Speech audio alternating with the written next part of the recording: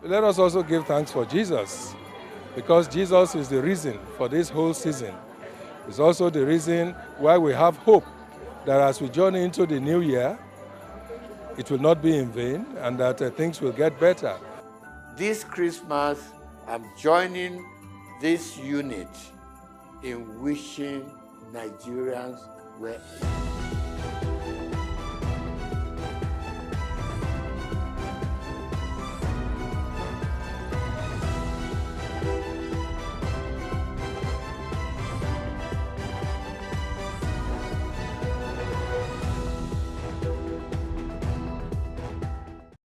Good morning and welcome to Early Exchange with Blessing Eche, Femi Ayodele, Sam Oruwoje, and Ida Hosa Osamanze. It's a national orientation agency. It's, as far as I'm concerned, very idle and unprofessional. Government says that subsidy is not in oil, and government is not supposed to be paying subsidy in oil. Energy or whatever kind of off-grid solution we will be looking at. Today we are conducting mining today. Solid minerals, as an example, is, in no disrespect to anybody, is abysmal. We definitely need improvements in those areas. Of course, there are infrastructural needs. This is Early Exchange, shaping policy, advancing development.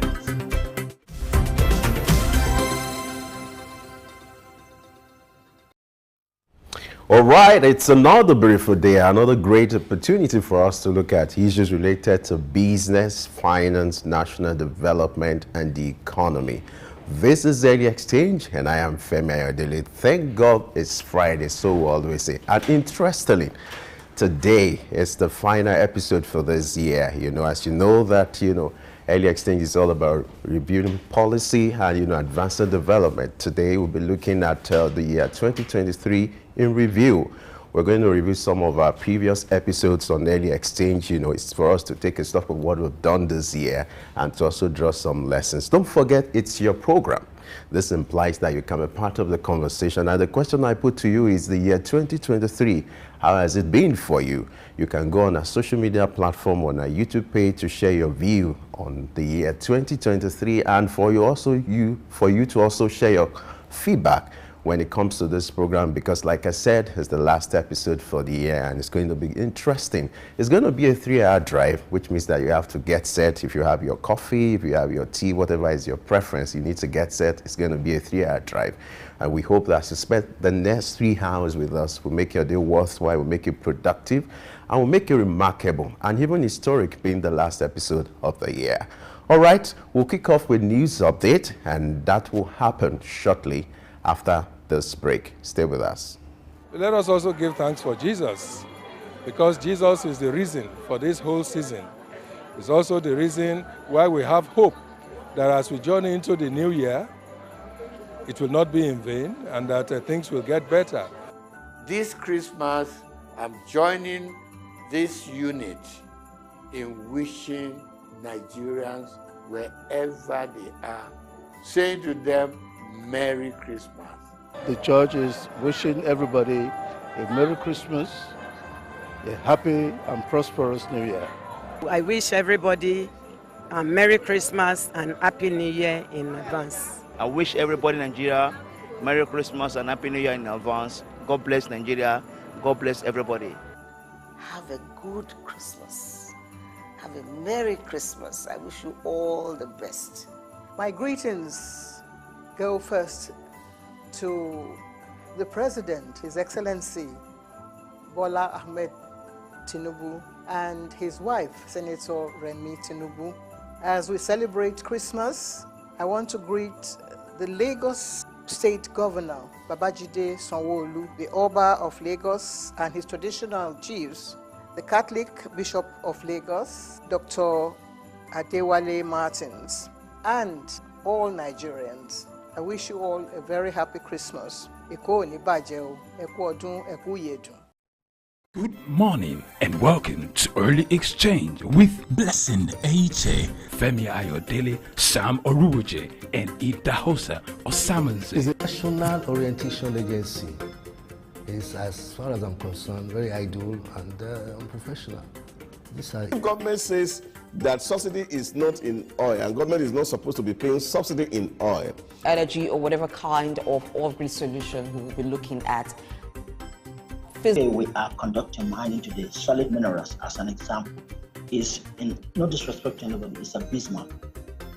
We definitely need improvements in those areas. Of course, there are infrastructural needs. This is Early Exchange, shaping policy, advancing development.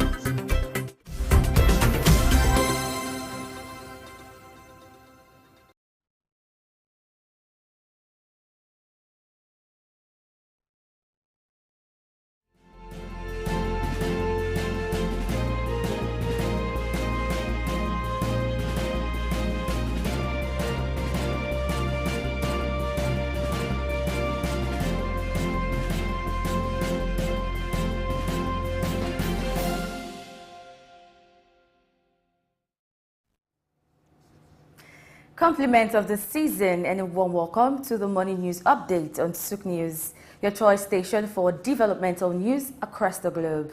I am Alfreda Ambe Bassi. In the news, NSCDC nabs 82 suspected vandals, 22 illegal miners over 4 months. Police Service Commission calls for overhaul of Special Police Constabulary. UAE Space Center launches research program for university students. US, UK, Japan, Canada eye $300 billion frozen Russian assets.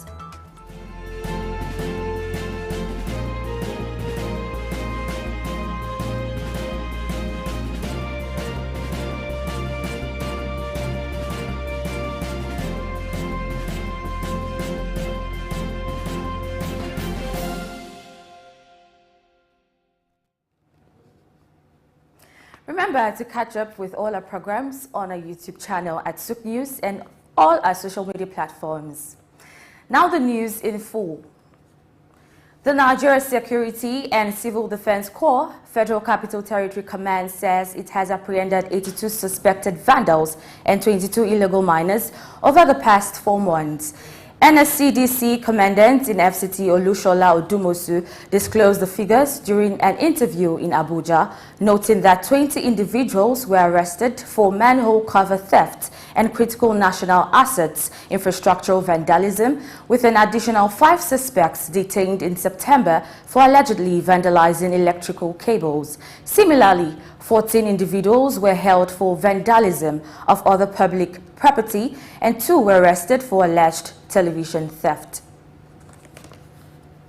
And away from that, the Corporate Affairs Commission, CAC, has announced an extension for companies to submit their annual returns, shifting the deadline from January 1 to April 1, 2024. The decision, revealed in a statement yesterday, was prompted by technical glitches on the company's registration portal, CRP, and considerations for the micro, small, and medium-scale enterprises sector. Despite an earlier circular about delisting 91,843 companies by month end for failing to submit annual returns, the CAC clarified that penalties are temporarily suspended for companies within the initial January 1, 2023 deadline, now extended. Encouraging compliance, the Commission stressed the importance of companies utilizing this extension period to file their annual returns. And now the Nigerian Meteorological Agency, NIMET, has released a 3-day weather forecast from Thursday to Saturday, anticipating moderate to reduced visibility at various parts of Nigeria. This weather pattern, typically during the Harmattan season, may impact flight operations nationwide. Furthermore, NIMET has cautioned airline operators to exercise vigilance in light of these weather conditions and has advised the public to take necessary precautions. NIMET predicts moderate dust haze with horizontal visibility of 2 to 5 kilometers in the northern region, extending to the north, central, and inland cities of the south. Today, similar conditions are expected over the north and north-central regions, as well as the inland cities of south and coastal areas. Saturday is forecasted to bring few clouds in a hazy atmosphere over coastal cities. The agency advised individuals with respiratory issues, particularly asthma, to exercise caution. Moving on, financial experts have called for caution in handling the special investigation on the alleged corrupt practices by some of the Apex Bank officials to prevent potential erosion of public confidence in the institution. The leaked report implicates various CBN officials, including former Governor Godwin Emefiele, who faces fraud charges from the EFCC, and deputy governors who served under him. Allegations also involve a complex web surrounding the acquisition of Union Bank of Nigeria, Keystone, and Polaris banks by Emefiele. Experts warn that the controversy could significantly impact both the CBN and commercial banks, affecting customer confidence and market perception. And to some security matters now, the Police Service Commission has expressed its discomfort with the structure and activities of the Special Police Constabulary nationwide. In a statement by spokesman of the Commission, Ikechukwu Ani, the Commission reviewed ongoing discussions with the Inspector General of Police to overhaul the organization and operations of this quasi-police formation designed to support community policing. Numerous reports of unprofessional conduct by constabulary officers, ranging from high-handedness in dealing with citizens to blatant extortion, have prompted the Commission to call for a distinct set of uniforms for constabulary officers, ensuring differentiation from regular police, adding that this measure will help to track their conduct separately and absolve the Nigeria Police Force from blame associated with the constabulary misconduct. Additionally, the Commission advocates for the disbandment of the constabulary in states where officers were unpaid and unsupported. As the new year draws near, there's a renewed sense of optimism on the revenue front as the price of Nigeria's Bonny Light climbs to $81.11 per barrel from last week's closing of $78 per barrel, surpassing the 2024 budget reference price of $77.96 per barrel by $3.15. The rise in Bonny Light prices can be attributed to Red Sea attacks causing shipping disruptions. However, concerns arise as the Nigerian Upstream Petroleum Regulatory Commission reports a 7.4% decline in oil output to 1.25 million barrels per day in November 2023, potentially impacting revenue realization. The newly appointed board and management team of the Nigerian National Petroleum Company Limited, NNPCL, has pledged to produce 2 million barrels of crude oil daily from 2024, aiming to overcome challenges such as oil theft and pipeline vandalism. One of the top financial institutions in the country has stressed the importance of promoting a circular economy to generate employment, maintain environmental cleanliness, and enhance overall well-being.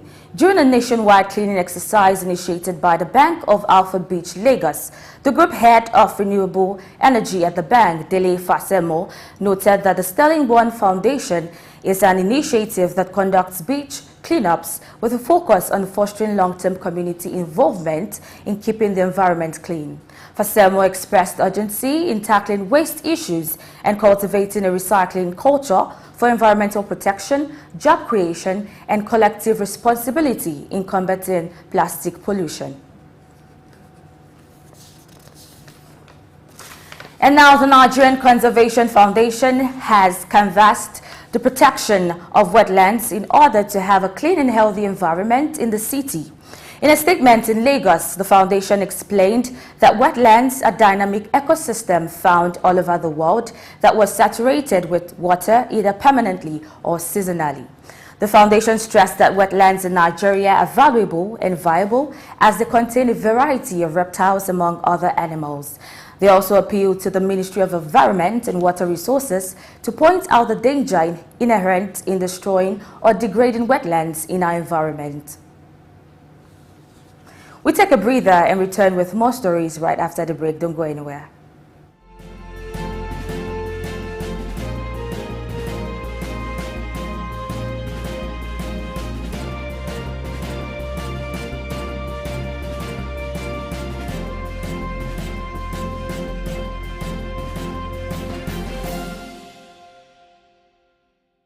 My name is Dr. Ajili Tobi. My name is Etemere Glover. Naomi, well done, and shout out to Souq News. Shout out to Souq News. I want to encourage everyone to keep watching Souq News. Shout out to Souq News, and yes, tune into them. Keep watching Souq News.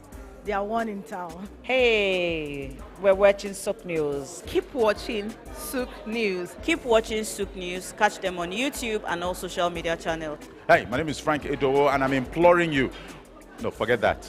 I am forcing you, coercing you to always stay tuned to Souq News for your news requirements.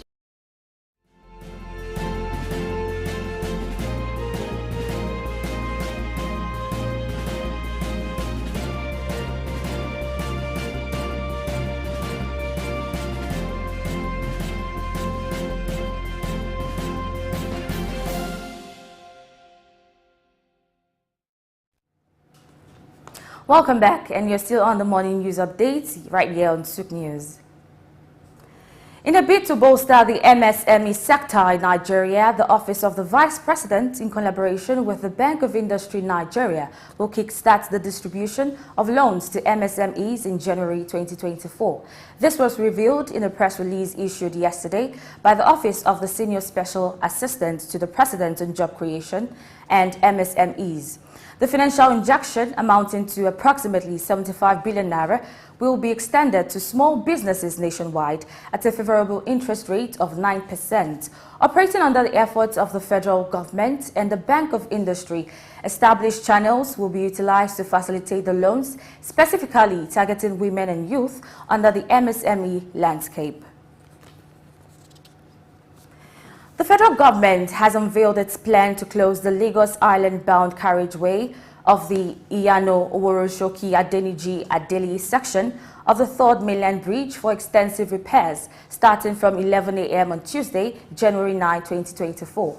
The Federal Controller of Works for Lagos State, Olukorede Kesha, announced this development, urging motorists to utilize alternative routes during the repair period.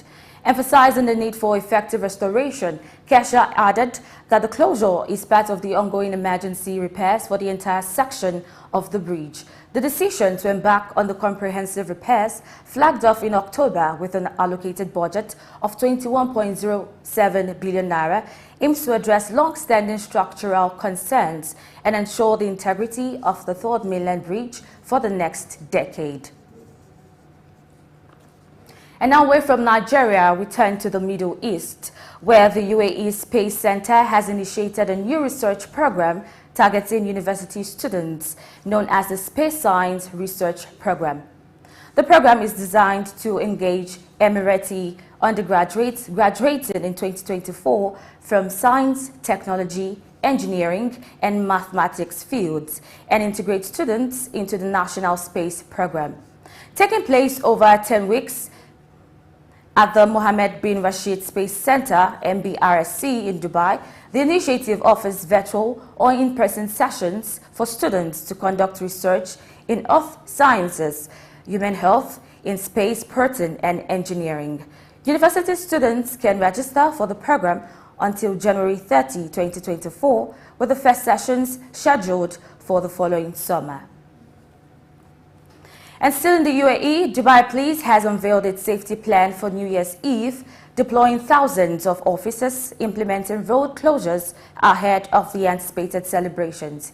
Key routes in downtown Dubai, including Al Asayel Street, Sheikh Mohammed bin Rashid Boulevard, and Burj Khalifa Street, will be sealed off from 4 p.m. The Burj Khalifa Dubai Mall metro station will close at 5 p.m. or earlier if capacity is reached, while the rest of the metro's green and red line network will operate continuously for 40 hours to accommodate commuters. The Dubai tram will also be in service for the same duration. And now Dubai municipality has launched an environmental campaign to create eco-friendly uniforms for municipal workers using recycled plastic, as the city aims to become the first globally to produce valuable products from employees from recycled materials. The initiative seeks to collect and recycle 3 million packaging units, equivalent to 60 tons of PET plastic, foster community responsibility in environmental conservation.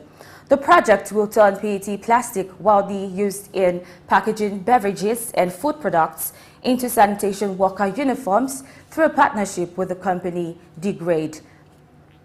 Various measures, including reverse vending machines and collection centers, encourage public participation, supporting the municipality's commitment to a green circular economy and carbon neutralization. And still in the Middle East, the United Arab Emirates has concluded negotiations for a bilateral trade agreement with the Republic of Congo, marking the second of such deal with an African state within a week. Emphasizing the expansion of the UAE's trade network, UAE Trade Minister Thani Al-Zayodi described the Republic of Congo as a thriving economy in West Central Africa, and that highlighted the nation's significance as a value trade and investment partner. This development aligns with the UAE's strategic initiatives since 2021, where they have actively pursued bilateral trade, investment, and cooperation deals known as Comprehensive Economic Partnership Agreements. Away from the Middle East, the Court of Appeals for the Federal District has temporarily halted the International Trade Commission's decision, which accused Apple of infringing on Massimo's blood oxygen detection patent. Apple appealed the ITC's ruling after President Biden chose not to intervene. Similarly, Apple argued that a sustained ban on selling Apple Watches with the disputed technology would cause continuing irreparable harm to its reputation. Seeking an extended stay, Apple has until January 10 for the ITC to respond to its request. The patent dispute between Apple and Massimo involves pulse oximeter technology, leading to the ITC's ban on sales of the Apple Watch Ultra 2 and Apple Watch Series 9. And finally, the United States, with support from the UK, Japan and Canada, is proposing the formation of working groups within the G7 countries to explore methods for accessing approximately $300 billion in frozen Russian assets.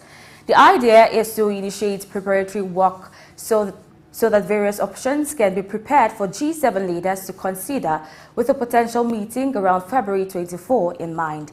This move suggests a coordinated effort among these nations to address and potentially utilize frozen Russian assets for specific purposes. And that's how we wrap up our morning news update on Souq News. Stay tuned for more analysis on early exchange. I am Alfreda Ambe Basi. We wish you a fulfilling new year in advance.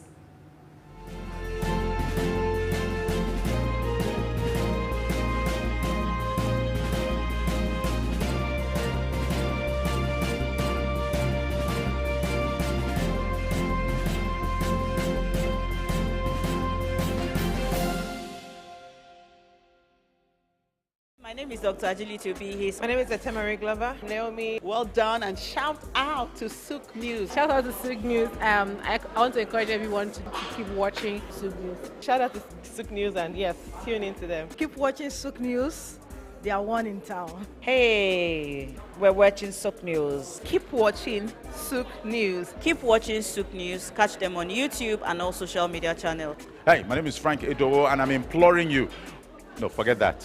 I am forcing you, coercing you to always stay tuned to Souq News for your news requirements.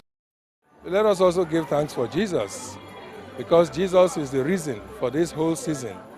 It's also the reason why we have hope that as we journey into the new year, it will not be in vain and that things will get better.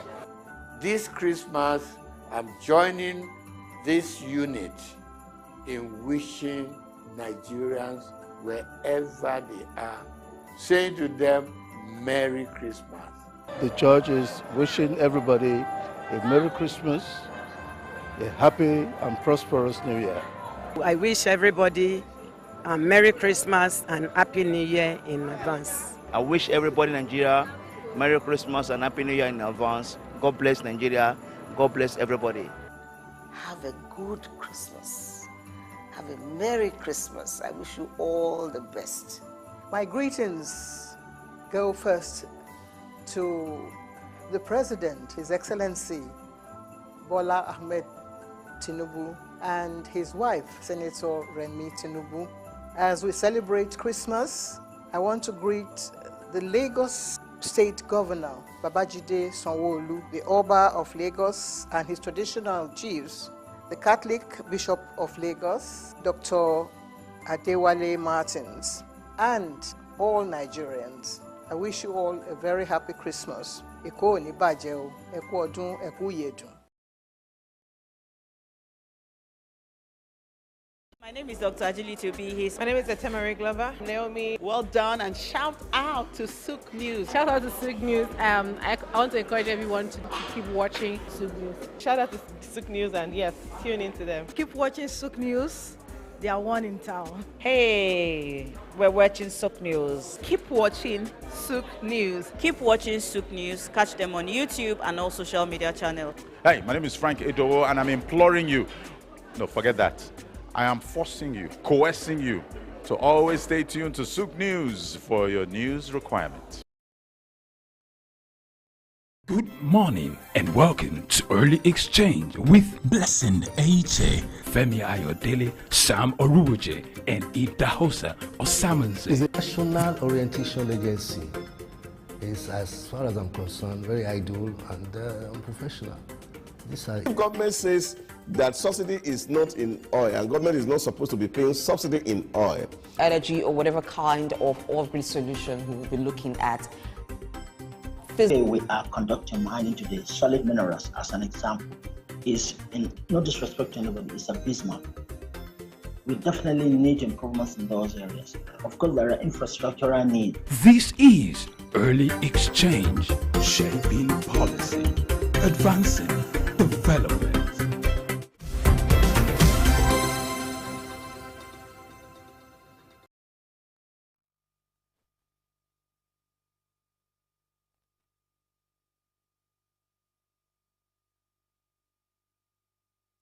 Good morning and welcome to Early Exchange with Blessing H.A., Femi Ayodele, Sam Oruwoje, and Idahosa Osamanze. It's a national orientation agency. It's, as far as I'm concerned, very idle and unprofessional. if government says that subsidy is not in oil and government is not supposed to be paying subsidy in oil, energy or whatever kind of off-grid solution we will be looking at. Today we are conducting mining today. Solid minerals, as an example, is, in no disrespect to anybody, is abysmal. We definitely need improvements in those areas. Of course, there are infrastructural needs. This is Early Exchange, shaping policy, advancing development.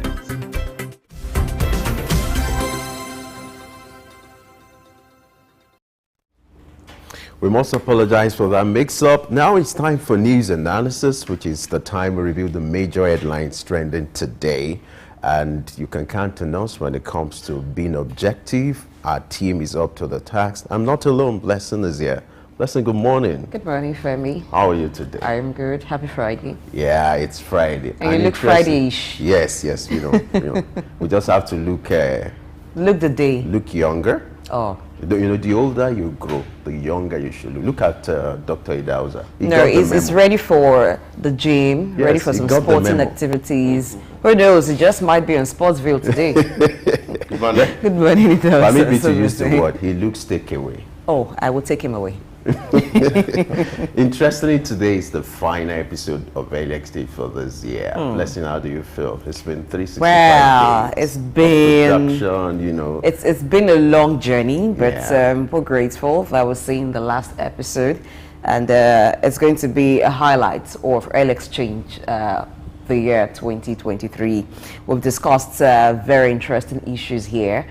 Issues that are of national importance, of continent importance, because, you know, we don't just do Nigeria alone, Africa and the world. And so to revisit all of them, and it also brings on a nostalgic feeling, you know, some very awesome guests that we've had on the show. I think we should have them again sometime next year to look at some other issues. You know, all the fun we've had here on the news analysis, at times when I'm in the south and it's in the north, but we'll find a way to agree. So it's been fun, it's been very interesting, and having you here too, it's just been good. Providing the right compliment. I'll add that to my CV. Please do. Dr. Idahosa, 365 days of news analysis. How's it been for you? Oh yeah, well, it could be quite exciting to also lend our voices to the happenings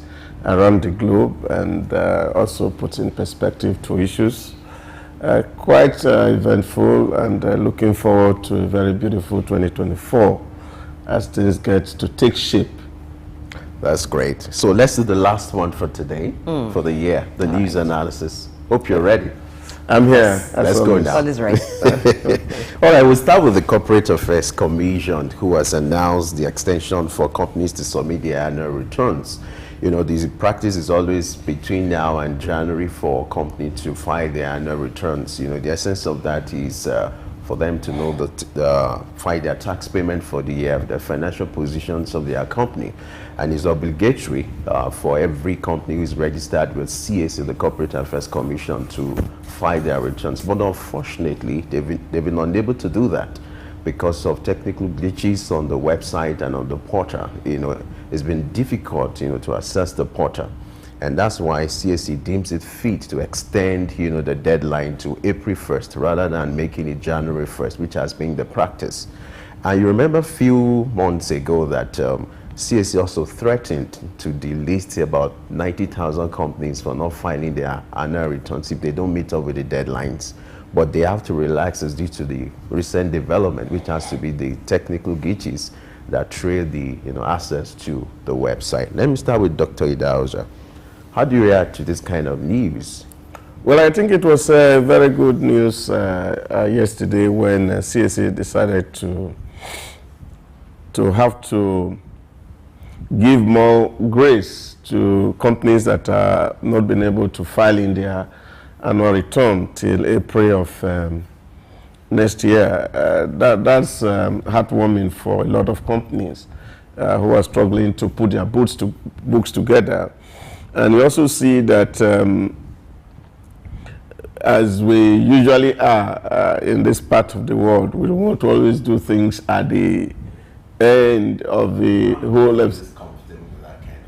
Yeah, of course. Well, we may not be comfortable, but it seems to be the way people think here. We don't have value for time, and I think that's a big problem. So it's when, of course, you are hitting deadline, everybody is rushing. Things that you can do without necessarily having to struggle. So we are all attacking the system at the same time. Approach. Yes, and what you find that you see things start to slow down. Now, if people have good concept of time, I am not the first person to have advocated this. John Mbiti, in his philosophy of Africa, has said Africa have a very wrong concept of timing because we are moving time in cyclical, and that's why we're always having a better yesterday. And his advocacy is that we should become real progressive so that time can become linear for us. We are not going to have a better yesterday. We can only use yesterday to plan for our tomorrow. That's the point that I'm trying to make. So we don't need to use this always a hurry to want to finish things. We should be able to make plans and work with time such that we are not under pressure and we are not putting the system itself under pressure. And I think these are the real issues. So when they say, oh, the deadline is tomorrow, everybody start to rush. And then we rush and rush and rush, and then you'll see glitches here and there.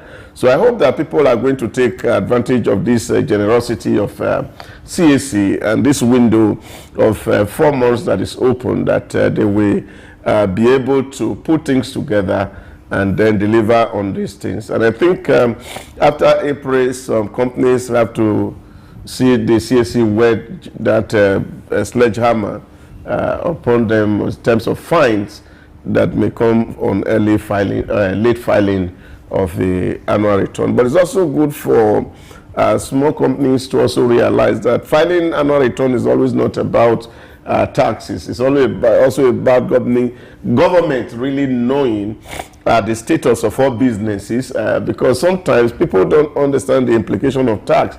They see it as only revenue to government. It's also a regulatory instrument that government can also look at it and see how businesses are doing, and that also will help determine what kind of rate government should be putting on taxes so that businesses can do well, because only when businesses are do well that the return or the revenue of government can be stable and constant. I think CAC is done well, because sometimes when there are glitches on a site, you don't really find the body extending the time for which a particular process can be done. But saying, okay, we understand that we've also been part of the issue, so we would then extend the time. It's considerate and it's good. I do hope that by April, every company would have been able to file their annual tax return. And the one thing that I would want CAC to also do is to find a way to enlighten some companies, because like Idausa has said, and he also mentioned that before when CAC had early warned and threatened that they would delist companies who fail to file their tax return, that it doesn't necessarily mean that you're filing profit if you didn't make profit. Let's just see the books and know how it went with you throughout the year. So that kind of enlightenment would give some companies the courage to say, okay, as it is, let's let them know as it has been with us. So 4 months is enough time for the companies to comply.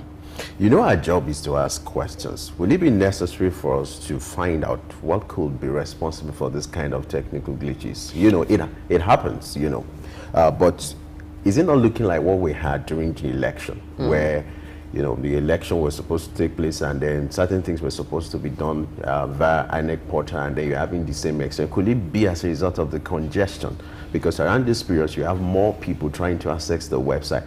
And these are things CAC needs to work on, because you can't, for a public account like that, or a public website, is expected you have more people coming there to do one thing or the other. So there should be preparation, technical preparation, to ensure that this is being taken care of, because it will not stop. The same thing might likely happen in April, because like Idaoza said, we like this fire brigade approach. Few days to the deadline, you have more people coming on the website.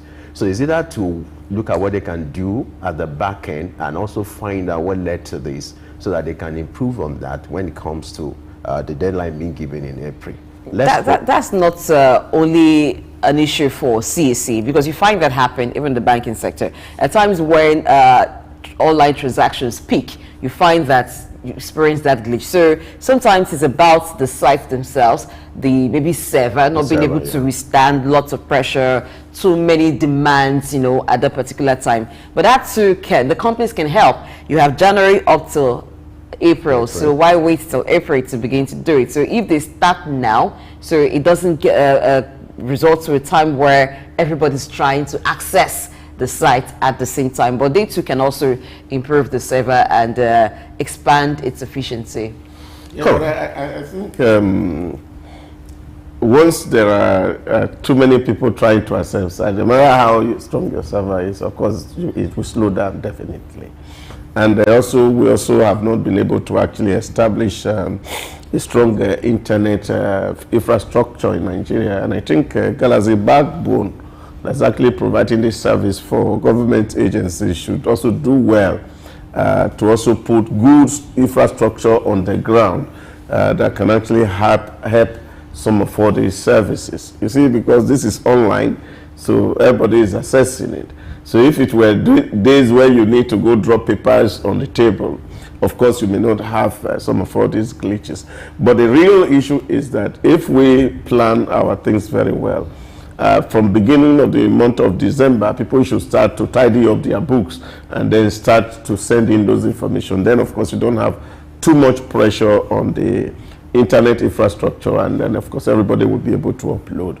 But I think with the 5G technology on its way, probabilities can get better, and we have faster internet to deploy, and they could make a lot of changes in terms of upload and whether it's INEC, whether it's in the bank, or whether it's even CAC themselves. But I think the good thing is the fact that people are not just unnecessarily being punished for faults that are not up to theirs, because of course it's still within deadline that of course people are trying to upload. So government has given and showed this large-heartedness in terms of conceding or concession for extension of time, and I think that's commendable. All right, let's look at what the Nigerian Meteorological Agency, NIMET, has to say, which he has released a 3-day weather forecast, which started yesterday and it's going to last till Saturday, anticipating change in the weather due to the season we are in. We're in the Hamilton season, where when it comes to disruption of flights, that might likely happen. And so NIMET is giving this caution for those who are going to be using these flights, and then for the operators to be aware of this, the likely disruption to flights, and also for all Nigerians to also prepare for this season. If I interestingly had an experience, that was the day before yesterday, while driving to the office, you know, it was difficult for me to see the oncoming vehicle because of the situation of the weather. You know, it was actually foggy, and then it was also impairing visibility. So it takes caution on the part of, you know, even motorists and people applying those roads, not just for flights or those who are going to take flights, but those who are applying those roads as well because of this season. So it's also important to be very careful how you navigate those roads. What do you think will be the impact of this kind of forecast, Dowser? Well, it's not just this time. NIMET does this on a daily basis, and what they try to do is also to help people plan their day and plan their journey. This is only just helping us to get to that point where we as a people realizes that sometimes disruptions can happen, and so you can have a plan B. If you're traveling by air, you understand that of course the weather is hazy and the plane cannot take off. So you see that you think of going by road, or you can also have to either put your ticket on hold and things like that. So we not suffer so much of losses in terms of resources and time. So NIMET has always done this, and the beautiful thing is that we should also heed the counsel and advice. Like I said to people, climate change is real. We see a lot of things changing, a lot of happening, and if you look at the weather now, you can see a whole lot of cloud everywhere, dust everywhere. Of course, like you said, that affects driving also, and people who are traveling, they need to also have to wear masks and all these things. So these are all warnings that are given to us, so that this season of celebration, all of us are well and healthy, and there's no disaster on the road or on the airwaves. I think it's safety first. So regardless of the meeting that one may have to cancel when there are flight delays or the flight is even cancelled, people should be understanding. I do not think that when NIMET, for instance, says or gives warning, you can't travel today because the weather is hazy and foggy, and then the airlines cancel the flights, people would insist that they must travel, because they know that it's not just the life of the pilot that is at risk, is your life as well. So it takes the one who is safe, who is alive, to have a meeting or to attend to any function. So I think people will understand. It's just that this is something that has to do with nature. It's a seasonal thing. It will pass, and then once the Hamilton season is over, then of course people can begin to have flights as at when due. But in the meantime, I think it's safety first. I think it's also important for the airlines to also explain to some of their customers, for them to understand reasons for the flight disruptions or the delay. Because some people might assume it's the usual kind of delay that you usually experience. So if it is the weather, they can easily understand, oh, this is all about safety. I also aware that the Minister of Aviation, Keyamu, said that starting from January, they will be compelling airlines to start paying for flight delays or disruptions. I don't know if this is going to happen with what we have now, but I think with this kind of weather forecast or pre-information to likely customers, it's easier for them to show some understanding, since they know it's all about their safety. So let's see But I think it's just a global practice that Kamo is alluding to there, that when flights are delayed, depending on the number of hours that the flight is delayed, the airline owes the passenger some level of compensation. Maybe if you're going to delay a flight for like disrupt it for 2 hours, then of course you try to give them some snacks.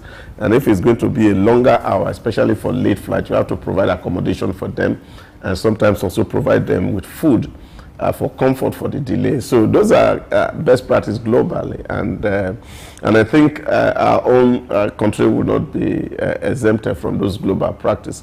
But NCAA has also been, the new acting director of NCAA has also said, well, of course, they need this information for them, so that airline can also be advised in good time to be able to inform travelers hours before travel time if there's need for delay of flight, because that's important.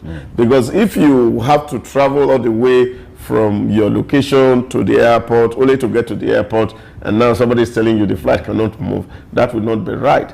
But if we have some of this kind of a forecast that can tell us what it is likely to look like, and the airline knows that it will absolutely become impossible to fly at that particular time, then of course they can send messages to their client or their customers before leaving home, and then of course they can make alternate arrangement for their travel. So I think that's quite important and it's necessary. But we are hoping that the rejigging that has happened in the aviation sector recently will change all this that is happening, because even Namet itself was affected by the rejig. So we hope that by 2024 we're going to have an aviation friendly to customer, and Nigerian will be better off for it.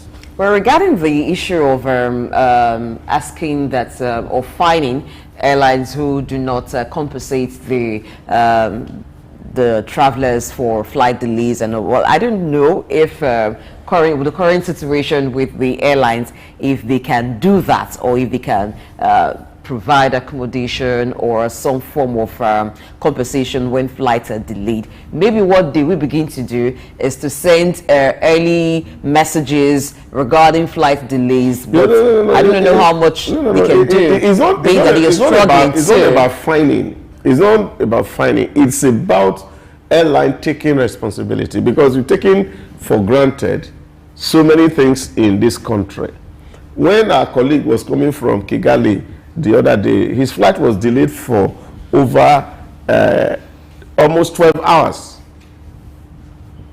Accommodation was provided for him. They provided bus shuttle for them to go to the hotel. They gave them breakfast, lunch, and dinner before flying the following day. This is just international best practice, and this is what happened in the industry. So we should not be different from it. Now you see, international airline, for example, if even baggage delay, compensations are made for baggage delays. That if you travel and then your baggage did not come with you, depending on the distance, because you know that's additional cost to the customer. So what this means is to put the airline on the tool so that they can be as proactive as possible in terms of relating with their customer, so that they don't suffer this kind of losses. So, but we cannot use the economy to determine, because people are pricing things the way it is. I was checking a flight, one-way flight from Lagos to Benin, less than 40 minutes, 124,000 naira. And that was the cheapest. Some of the seats were 284.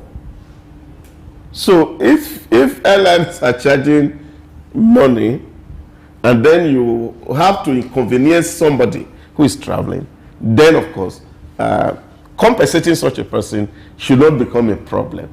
And if airlines are not taking this responsibility, I think it is even the duty of the Consumer Protection Commission to actually intervene and ensure that the right of the customers or consumers are protected against the profit making of the airlines. I think that's just the best thing to do. Well, I was only considering that that they are struggling, so maybe they need to do more to prevent. No, but this is business. It's not a free flight. Yes, I understand. So they are charging for their flight. So if you are charging for their flight and you are going to create somebody's discomfort and you are not making plans for it, you should be able to pay for it. Yes. It's because what happens is that if you are going and they say your ticket enter no show, what do airline do to you? They don't tell you that the economy is not bad. They charge you extra fare and you have to pay. So if you are inconveniencing them and you are paying, so it's only just reciprocal that when you are also inconveniencing your customer, you have to also pay them. All right. Let's take a look at the special report by the investigator who actually came up with a leaked report, that levied some allegations against the former CBN governor, Godwin Emefiele, and you're aware of the controversies surrounding the alleged acquisition of Union Bank and then Keystone Bank. Now, financial experts are coming up with this opinion to caution that there's a need for Nigerians to be very careful of how this report is being handled. The fact that so that it will not erode the confidence people have in the banking sector. It's natural, when something like this is in the public space, the quick reaction to it for people to feel like, oh, what happens to my money, and all that. So the financial experts are now trying to come up with an advisory to caution Nigerians about the handling of this special reports so that it will not erode the confidence that people have in the banking institution, and then it will not affect the psyche of customers when it comes to this set of banks. Idauza, do you agree with that this could likely happen? Well, I think, especially if it has to do with finance, it borders so much on trust that people have in the system. And it is good to know that the system is doing what is right to ensure that the depositors' money are safe.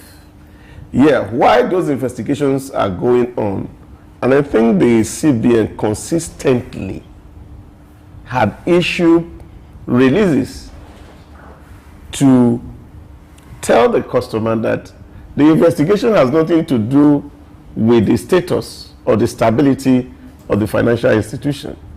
That as of today, the banks are all okay. There's nothing wrong with the bank. And I think that is what it is. That when we are communicating to people, the communication should be clear enough.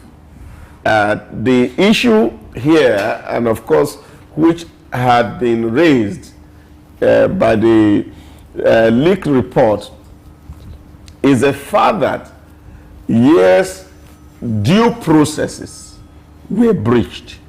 And I think Nigeria are discerning publics, and we already know what the issues are. That it has nothing to do whether people are going to... They are not saying the banks are shaky, but they are saying that those who are behind the bank, the process of acquisition or merger were not done very well and properly. And what this says to us is the fact that we need to enforce compliance to our laws and regulations, that the investing public understand that, look, if you have to do something, you do it based on the law of the land. And if there are infractions on the law of the land, then of course punishment can be meted out to people who are breaching the laws. So I think this is what it is. We should not generate issues that create distrust for the system. So when such advice, like you see, is coming, always talking about caution, is to say, oh, you don't need to do what is right. And I don't think that's the right thing to do. We will not allow illegality to continue and expect that at some certain level that these things will regulate themselves. So this also send message to our investors, especially those who owe controlling shares in some of these institutions, to also be wary of cutting corners in terms of doing business in Nigeria, because this also is sending a strong message to the foreign investor that we are also paying close attention to things that are normal, things that are right, and country is about to do a lot of things, and all these shady things, because the real reason why a lot of people don't want to do business with us is because of this corrupt status. So we must be able to see that the government is doing something tangible about this. And I think that for me is what it is. That this will not be swept under the carpet. That if people are found to be wanting, they should be given the right of fair hearing, which I think is what the investigators are doing at the moment. And those who are concerned, they have been interviewed, interrogated. Now they are being re-invited to come clarify the situation so that we actually understand what is happening. And so when people are given the right to fair hearing, and then of course, it doesn't mean that government is going to just come and swap on the banks and close them down. That's not what it means. It means that, of course, you can also have receiver manager take over some of all these things and manage it for the common good because of those depositors. But depositors must understand that we have institutions already that are on ground working. We have the NDIC there. We have AMCON there that have been put in place by government, that even when the banks themselves are weak, depositors' monies are safe. So I think this is enough for the banking public to take to bed and sleep with their two eyes closed. I understand the position of the experts calling for caution. Yes, the manner in which it's good that there's an investigation into the activities of the past administration led by the former CBN governor of the Apex Bank. Yes, but we also need to be cautious in the way these things are done so that more harm is not done than good, because we need to understand too that the image of the country is at stake, and the kind of, these are sensitive information that perhaps some of it should be classified. It's not how the information was even leaked in the first place is another question. So it's an investigation. It means that nothing is quite decided yet. So it's not every part of it should be in public domain. Otherwise, it may just be a matter of dragging this issue to the court of public opinion. People just talk. If it will be swept under the carpet, it is not even ringing the bells everywhere that would make it not to be swept under the carpet. We've seen matters with so much heat generated around it, and after a while, everything just go quiet. But I think that some things should be classified until a final judgment made by a competent court or the appropriate quarters handling it has been made, so that we do not, in the quest of let's investigate this, let's ensure that some deterrent is, we serve, use it as deterrent to prevent further occurrence. We do not do more damage to the image of the country and also to those who want to invest in the financial sector. I get that part. I think, yeah, some caution should be applied, really. Yeah, but you see, when these things are done this quickly and they are not within public domain, a lot of people don't really understand what is happening. And then, of course, it's easy for you to see things that are supposed to be weighty today, and people will just overlook them. What also this generates is that it's also putting both the regulators, the security agencies on their toe. That is already within public domain, and the principle of accountability demands that these agencies continue to tell Nigerians and relate with Nigerians the state or the status of this investigation. So it will not be something that's going to be done forever.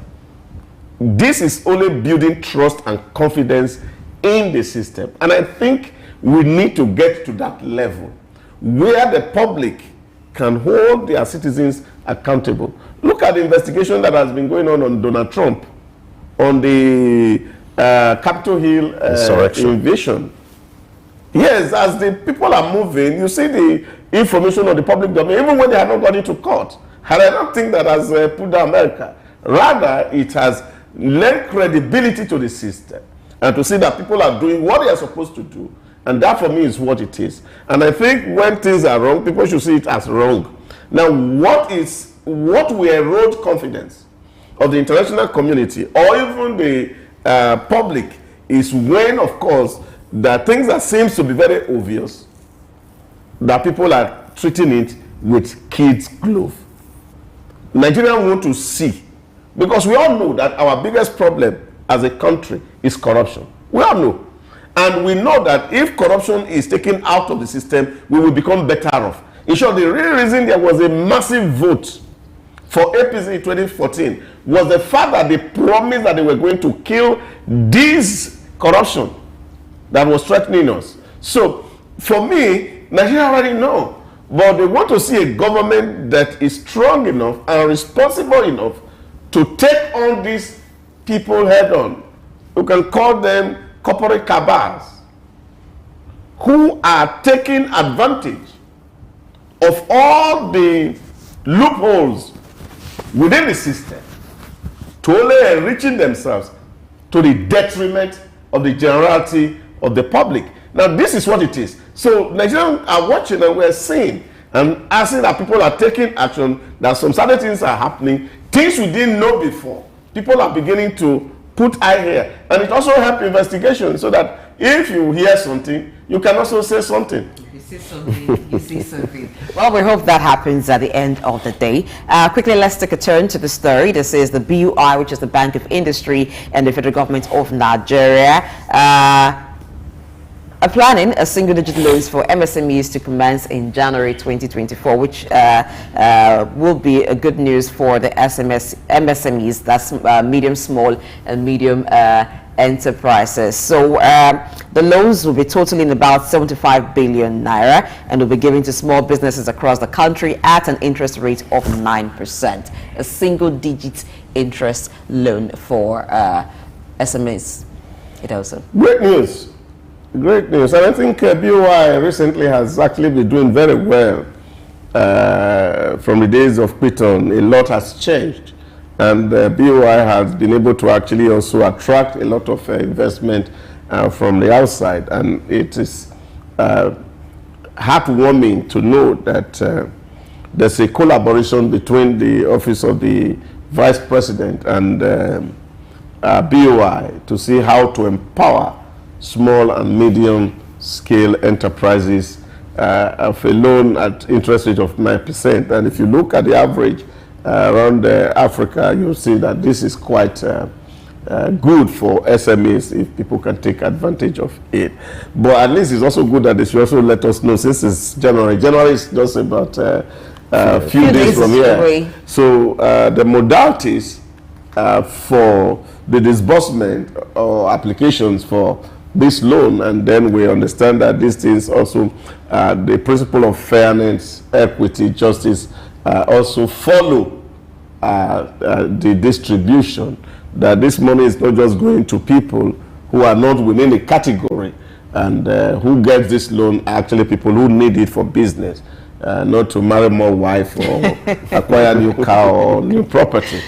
So, because that's what it is. A lot of people take facility, and because they know that somehow, because of the cumbersome and complex judicial system in Nigeria, a lot of things can go. I've seen a lot of people who got public loans and they don't want to pay back. And they say, okay, we'll go to court, because you know that when you go to court, you can be in court forever. And this is a real issue.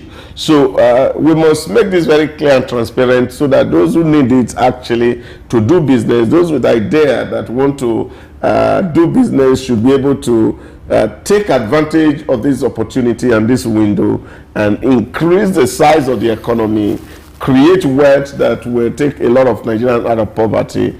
And I can also see that the potential of people also being empowered, employment coming from this direction. Some people will be taking up poverty, and then the goal of government at the end of the day of removing about 50 million people out of poverty between now and 2006 is realizable. For me, it's a good news, and I hope that this will not be wired through the commercial bank, but it has to be taken directly from BOI to the beneficiary.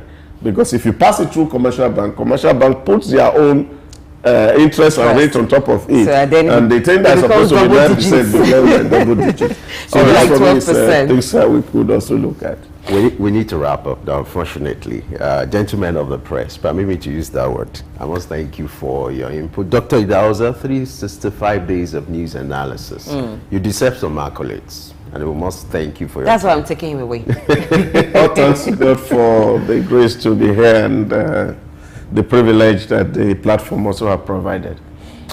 Blessing to you. Thank you for providing the right compliment. Thank you, Femi. Sometimes there could be argument, but I'm always here to be the umpire. Okay. You know, a good one. Don't worry, in January I'll get your whistle. Yeah, it's just perspective. We have different perspective. There's no one single road that leads to anywhere, so there are always multiple roads. So we have different perspective.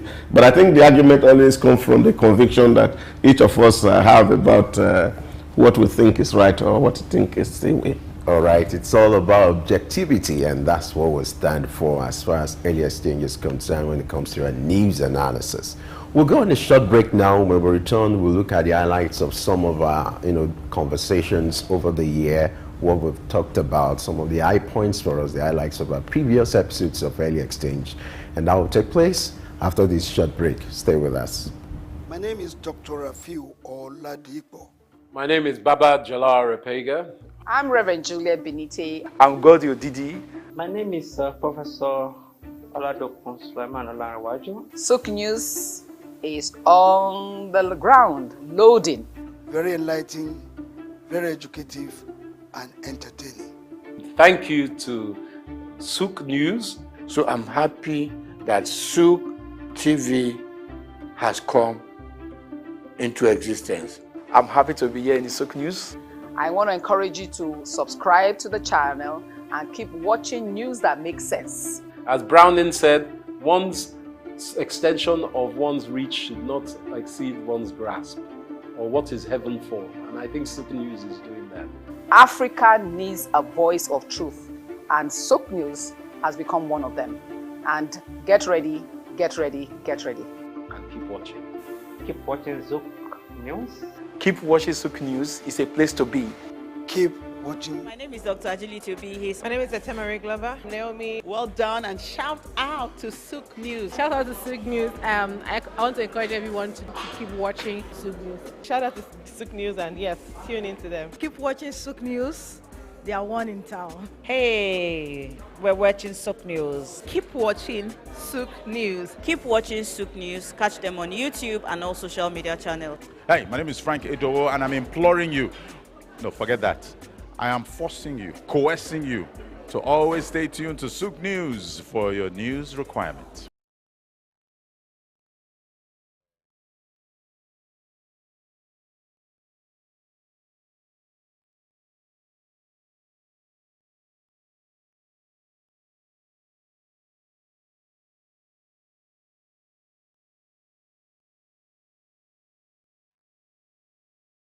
My name is Olatunji Shoti Miri. I'm a performing artist and, television radio presenter and a university lecturer, Unilag. Keep watching Souq News. Hello everyone, my name is Kenny Black, Africa's finest music comedian, and you're watching Souq News. If you're not watching Souq News, I pity you, but keep watching Souq News. Hello everyone, my name is Timmy Dakolo, and you're watching Souq News. Stay tuned. Hi, my name is Wisdom Oluwaseun Okoko, co-founder Orbit Africa Properties. I'm live at Souq News. Guys, keep watching Souq News for everything that concerns business, economy, politics, news. Souq News is your station.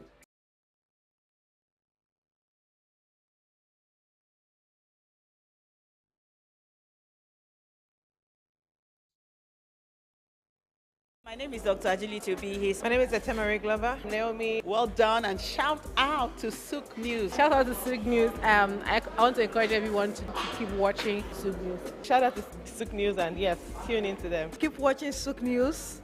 They are one in town. Hey, we're watching Souq News. Keep watching Souq News. Keep watching Souq News. Catch them on YouTube and all social media channels. Hey, my name is Frank Edowo, and I'm imploring you. No, forget that. I am forcing you, coercing you to always stay tuned to Souq News for your news requirements. Good morning and welcome to Early Exchange with Blessing Aiche, Femi Ayodele, Sam Oruoje, and Idahosa Osamanze. It's a national orientation agency. It's, as far as I'm concerned, very idle and unprofessional. Government says that subsidy is not in oil, and government is not supposed to be paying subsidy in oil. Energy or whatever kind of oil-grid solution we will be looking at. Today we are conducting mining today. Solid minerals, as an example, is, in no disrespect to anybody, is abysmal. We definitely need improvements in those areas. Of course, there are infrastructural needs. This is Early Exchange, shaping policy, advancing development.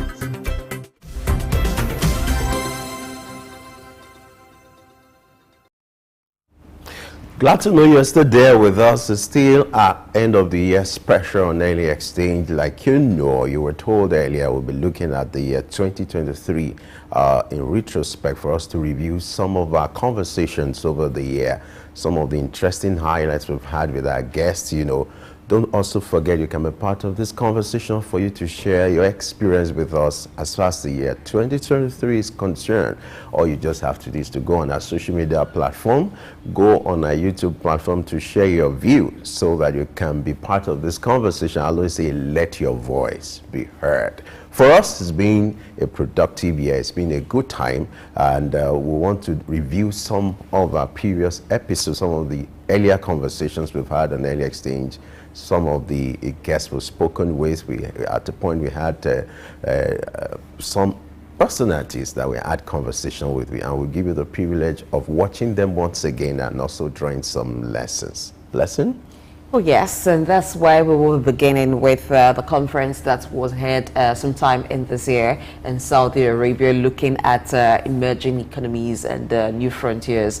And several issues were discussed at that conference, issues around climate change, investment opportunities in the emerging economies. So you want to know what countries are the emerging economies and the new frontiers over there, then you need to stay and watch this show. And still we talked about green finance. That was even before COP28. Yeah. And so it seemed like we projected ahead the things that were going to make the conversation at COP28. So all of that is coming to you right now as we do a review of Early Exchange in the year 2023, and then we're back to talk some more, look at some developments that have added to those events since that time, and that will be the show. Stay tuned.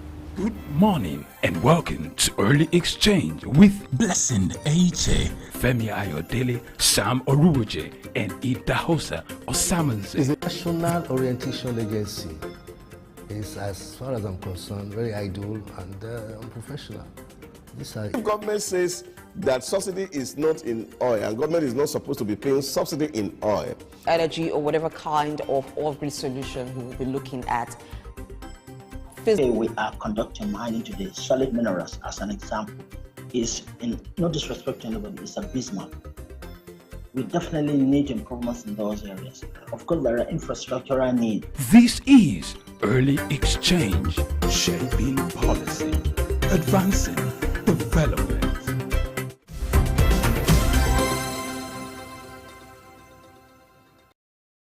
As the conference ongoing, what are the current discussions?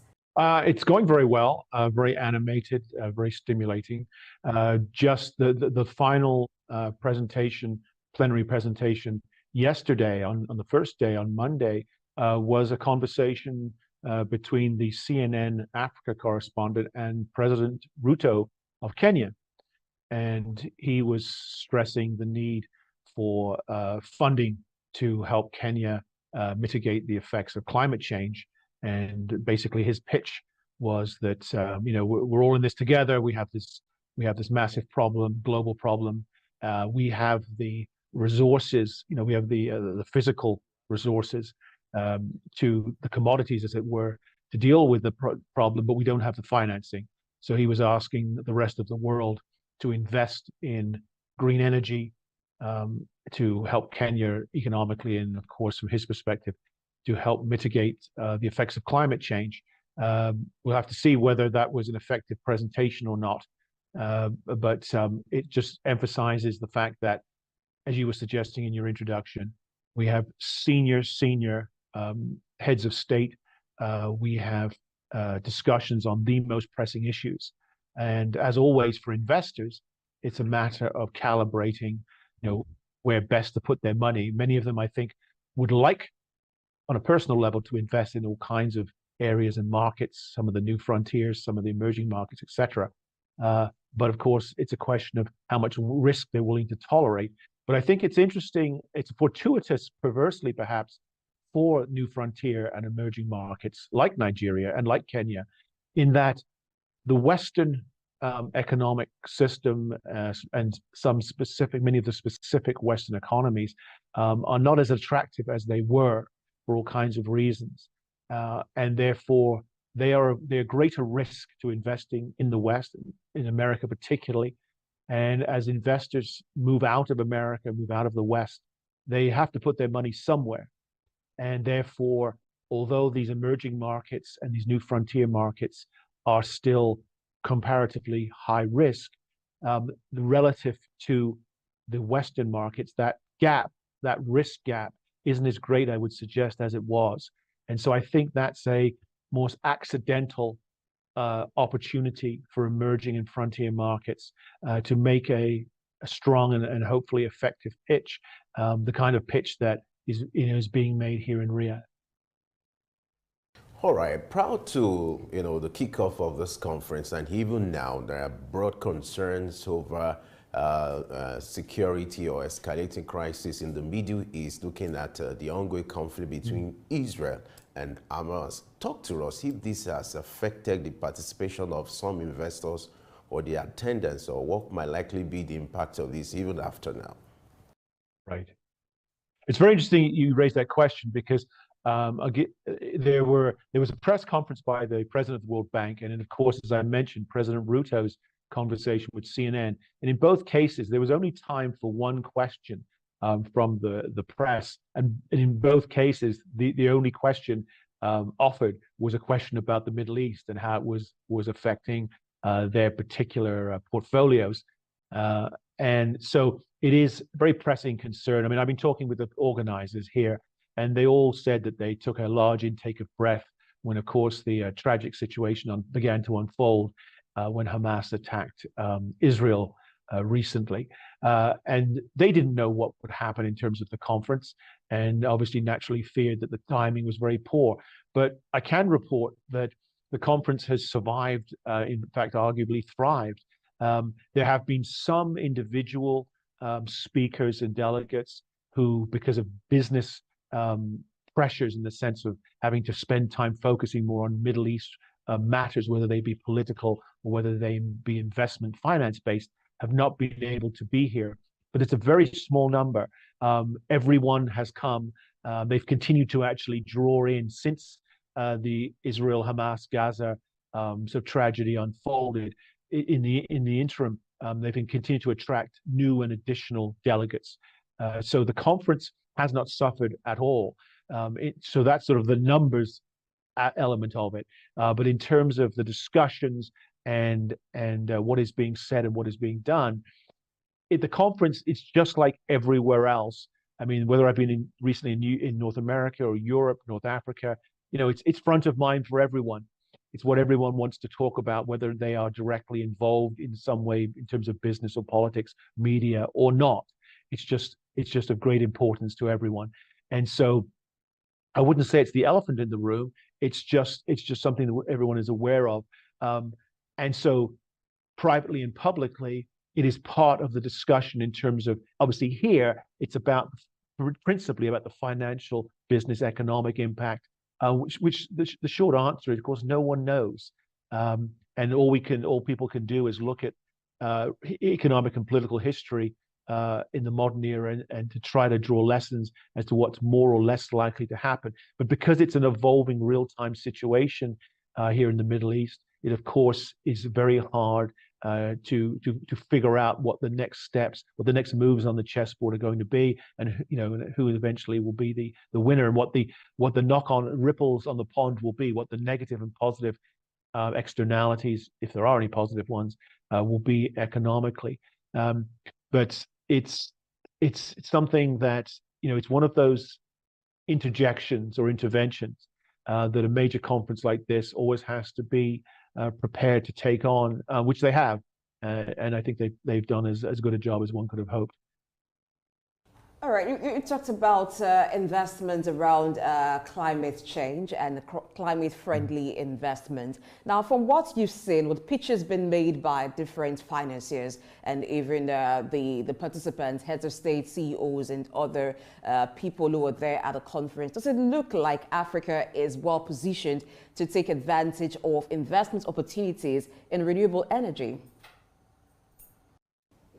Well, on paper, Africa is in a fantastic position from a pitch point of view because, as the Kenyan president said, that is where the resources are. The problem is the lack of capital.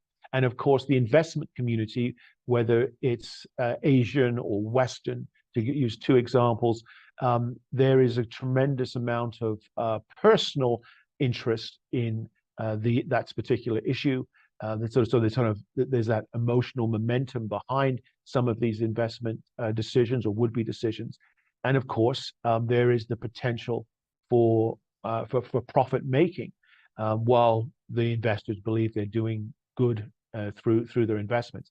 So that's what it looks like on paper. But if I may be completely frank with you, the African pitches that I have heard, the Kenyan president being a good example, I don't believe have been particularly effective. I think they're well-intentioned, they're sincere, but I believe there's a tremendous lack of, or a striking lack of strategic and tactical knowledge and expertise, communication skills, etc.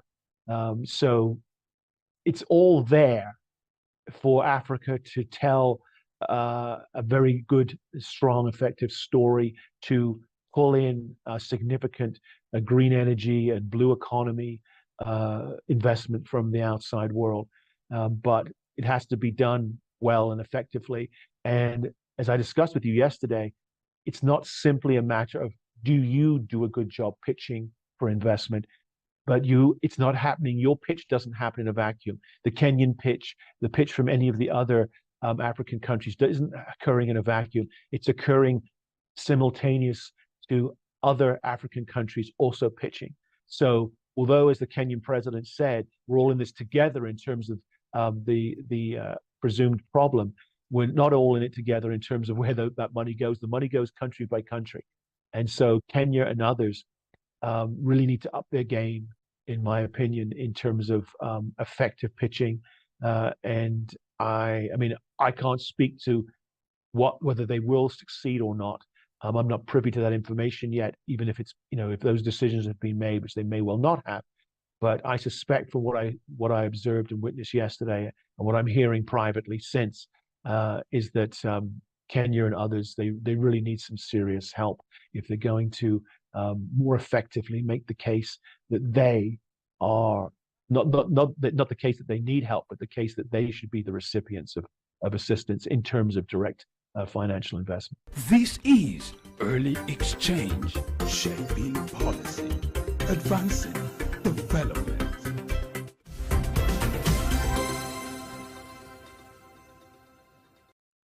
Thank you for staying with us on Early Exchange. We've been looking at environmental economics or money.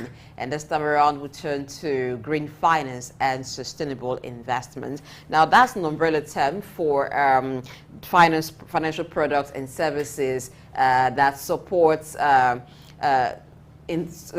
support investments that are friendly to the environment. And to look at this, we have Ari Leonardo, who is an environmentalist, is joining us via Zoom. Good morning, sir. Good morning. Good to be back here again. Thank you for joining us on the discussion this morning.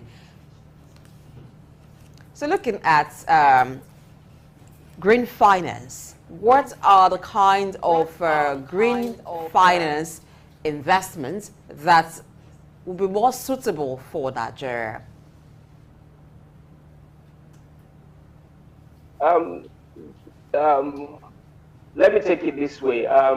Green finance definitely has to do with things related to climate change effects, reduction of the effects of climate change. So you talk about things like making sure we have low carbon emission, You could use all these big grammar most of the time, but it's basic things like, for instance, the cars you drive, um, the what comes out of your exhaust, the emissions that come out, how do you reduce it?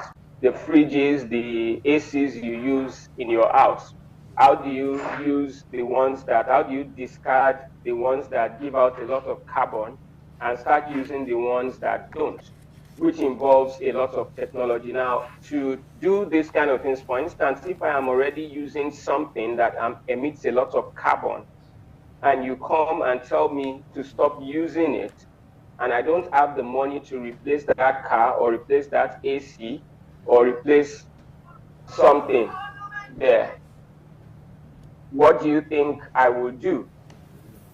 I would not be able to do that. So green finance is what now enables me to have the resources. So it's like a bond or funds provided by an organization to help me stop emitting carbon. So for instance, if you have gas flaring in Nigeria and you want us to stop flaring gas, and we don't have the funds to stop doing that, you provide us with some funds to enable us to stop flaring gas. So that's what the whole thing is about. But taking it to another level now, where the world has gone to, is the mixture of green financing with sustainable financing. Now, green financing only focuses on that climate change aspect, what affects the climate, and tries to, do things that will make you stop doing whatever is affecting the climate and the environment. But when you now add sustainable financing to it, which is what we're talking about here when we say sustainable investment, is that you now take into cognizance other factors. Take, for instance, livelihoods, economic factors, and other things that could connect to it. For instance, green finances can give you money to say, okay, use this money to replace this car, so you don't use this type of car. Use this money to replace this air conditioner, so you don't use that. But you can say, okay, yes, this money, plant more trees. Now, if you have to plant more trees, you need land to plant those trees. Someone might be farming on that land, and that land might be the person's source of livelihood. Now, green financing will provide the money to plant trees, but will not provide the alternative for that person who is currently using that land to farm and survive.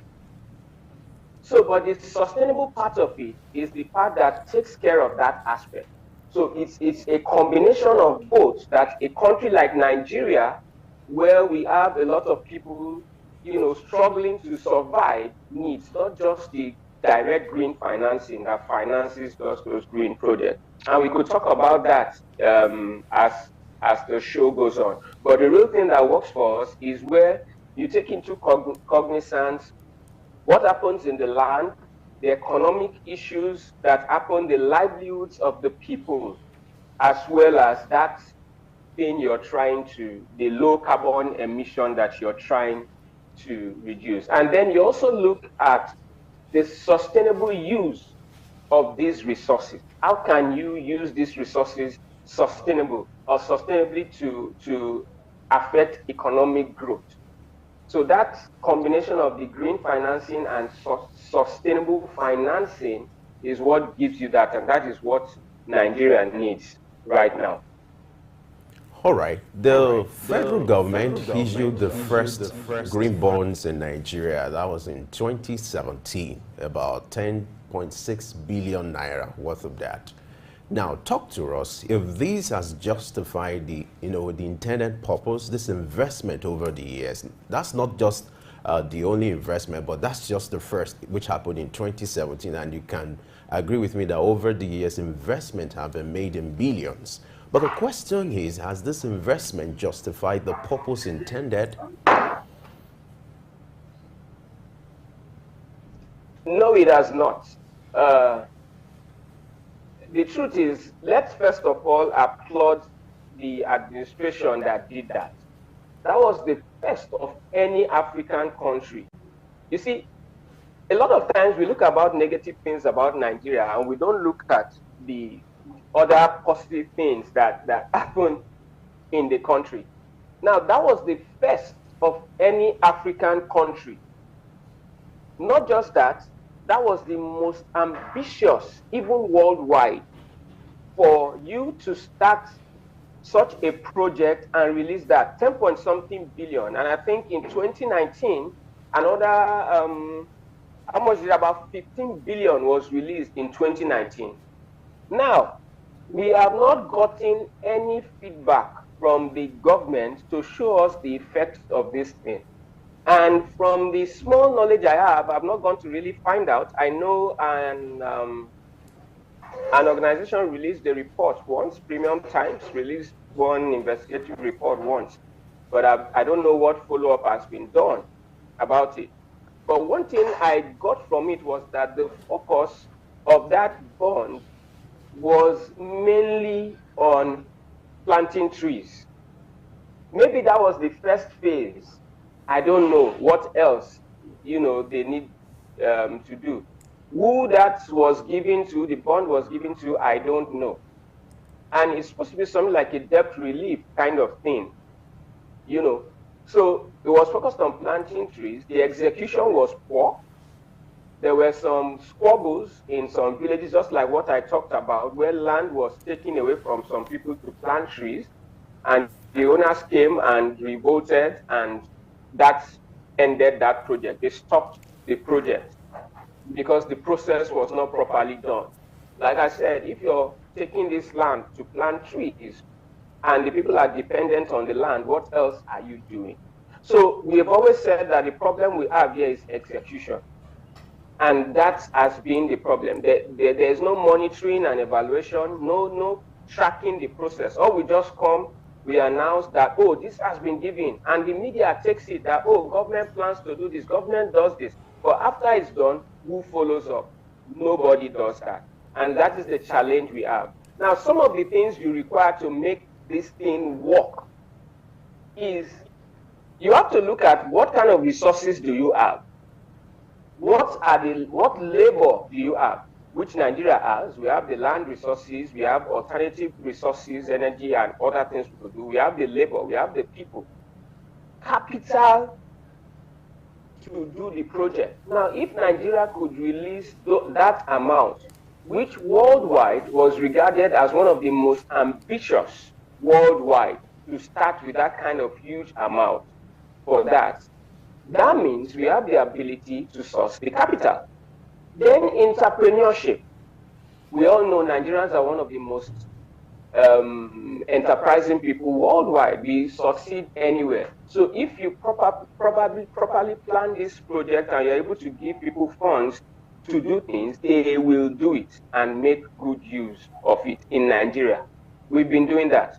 Power generation for most businesses are self-done, they don't depend on government for it. They buy their gens. So that's the basic of being and then the last part is the technology part, which is something that we lack. And it's not that we lack the technology, because like we had in one of the past programs, if you go to the best technology firms worldwide in any sector, you find Nigerians there. It's on record that a Nigerian, was behind the fastest computer in the world, for goodness sake. A Nigerian is making billions from, what's it called? What you use now, this latest technology in cyber security and all that. In the US, it's a Nigerian. A Nigerian has done technology for real estate management, which is one of the best in the world. They are all outside this country. They are everywhere. Locally, we now have so many technology hubs in Nigeria right now. We're even using such things to do a lot of things in the world. And currently, when you talk about the use of online technology, Nigeria is about the fastest growing in the world. So we have young people who have this ability to do this. But is there any direct way to fund people to do these things? In my house, my inverter got blown, and a young guy built a fresh panel from scratch for me. That's the technology we are talking about to be able, because without that inverter, you can't use any renewable energy. But will somebody give this young guy financing to set up stuff? We have government institutions currently in the country, but are they properly financed to do some of all these things? So that is where the issue is. And then we must also look at the things that affect, when these factors are put in place now by government, there are also some things that would affect it from working. And I'll give you one basic one. And that basic one, and that is part of the reasons why we don't have constant electricity in Nigeria, which we don't acknowledge, is our huge population. And it's not just a huge population, it's the growth. Now, when your population grows at a certain level, your GDP and all that also needs to grow. There needs to be deliberate moves. So if you know, we already know how many births take place every year in Nigeria. Is there a plan on how we will take care of these births that are coming up? And for instance, if everybody is logging into the national grid that is still very small, it will collapse every day, just collapsed again. Then we look at inflation, which is part of the reason why prices of everything has skyrocketed. You mentioned that solar investment now it's very costly for the average Nigerian to deal with. What is the problem? It's inflation.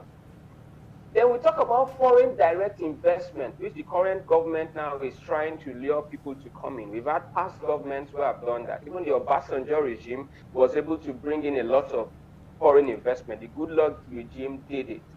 During the last Buhari regime, it slowed down drastically. But now this current regime has gone out. We've already seen some signs from Dubai, from India, from a couple of other places coming.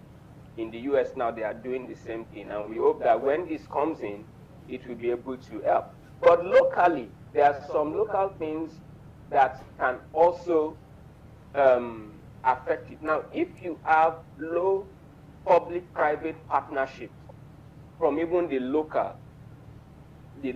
scene, this thing would also not work. This is Early Exchange, shaping policy, advancing development.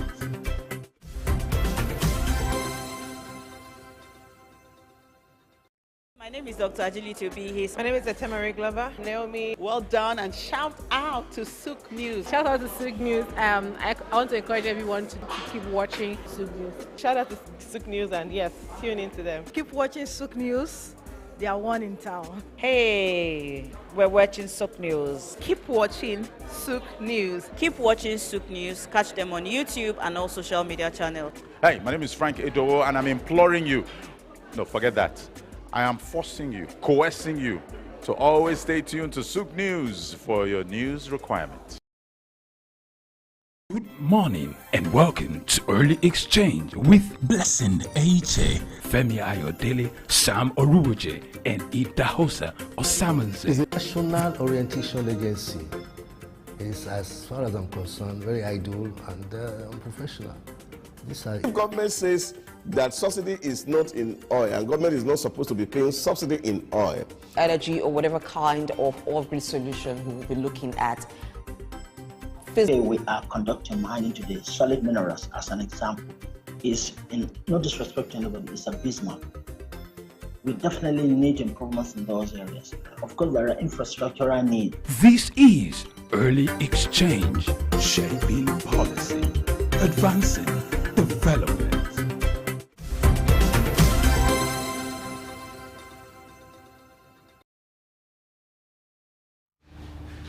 No doubt the highlights that you've begun to see of L Exchange in 2023 are quite refreshing for us watching how it's been the year. It's really, really interesting seeing yourself how you were some months back. It's been good, and the discussions too are quite interesting and still very, very valid at this time. Now, the first highlight you saw was that of the Future Investment Initiative Summit held in Riyadh in Saudi Arabia in October 2023 with the title New Compass.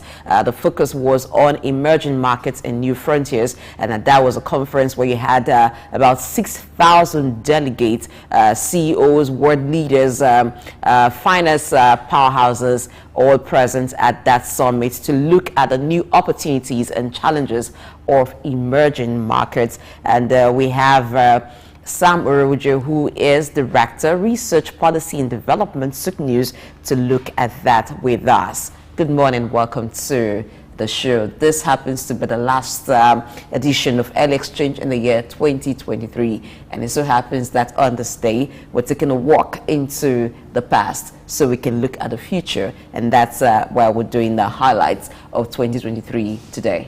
Good morning, Blessing. Thank you for having me. It's a pleasure always. So we've begun to revisit some editions of L Exchange now. You've seen the one where we featured one of the keynote speakers at the Future Investment Initiative Summit held in Riyadh in Saudi Arabia, the one they refer to as Davos in the desert. Yeah, that was quite refreshing, and I think some of the imperatives that were discussed at that conference or summit were far-reaching. We have a lot of Nigerian investors in that conference, and there were a lot of deals that were made that will be brought into the country in particular. And I think Saudi Arabia has become a strategic gateway for investment, and they're equally investing in Nigeria. So to that extent, even the president had a visit to that country, and a lot of opportunities were, business opportunity and investment opportunity were discussed. And hopefully in the new year, those will translate into some core economic deliverable for the country. You know, the theme for that conference was the new compass, you know, looking at the comparison between emerging markets and the new frontiers. For you, where does Africa belong here? African is described as one of the emerging markets. We have what it takes in Africa, the resources are here, but I think we need more political will in terms of relationship among African leaders to drive the African initiative in terms of development. The African Free Trade Agreement must be pursued with all vigor in the new year so that we can take advantage of the various investment opportunities that we have in Africa so that we can grow our economy and we're able to compete with other countries of the world. You know, in that particular edition, while one of the keynote speakers was talking, he talked about how Africa needs to position itself rightly for the investors that are coming, because for some who are looking into having investments in the emerging market, now it may seem like a replay of what had happened in history where primary products are the focus, but if Africa doesn't position itself rightly, it will continue to be a primary producer. Now, what's your take on that remark that he made, and what should Africa begin to do differently so it is able to take very good advantage of the investments coming to it as an emerging market? Yes, I think what we need to do as African, and particularly in the areas of leadership, is that the focus has always been on taking our primary commodities away. But then the new development should take initiative of asking businesses to come and invest, rather than taking the primary product away. Let them do the manufacturing here so that we can be able to create an investment climate that supports employment and core development in this area. Rather than taking the raw material, they should bring their factories here for manufacturing so that we can grow the economy for the greater majority of Africans. Now, since Africa is the new emerging market, how do we, localize this kind of message for a country like Nigeria? And then what should be the priority of the Nigerian government in attracting more investment to the country? Number one is security. Two, the government must find a way of improving on the ease of doing business. Then three, investments are coming to the country. People should be able to have the opportunity to repatriate their investments when they are due for repatriation. Once that security is secured, then more people would like to invest in Nigeria. The president is doing a lot in terms of what we call shuttle diplomacy to find a way of improving foreign direct investment in the last 6 months. And I think in the new year 2024, some of those initiatives will come into fruition, but we must sustain a good environment where people feel secured to do business. Number two, the ease of doing business. The issues of multiple taxation must be addressed in the new year. All right. Also, we took a trip down memory lane. We also saw the episode where the focus was on green finance. And this was well ahead of COP28. Now, at COP28, some Nigerian delegates were able, together with the president, to secure some funding, some climate funding commitments. So, to what do you think should be the move right now? We've talked about green finance, the need to finance some green projects. And so with the funds secured, what should now be the next move? I think the focus should be on renewable energy transitioning, which the current government is committed to. The West is always mounting climate change finance for the developing country.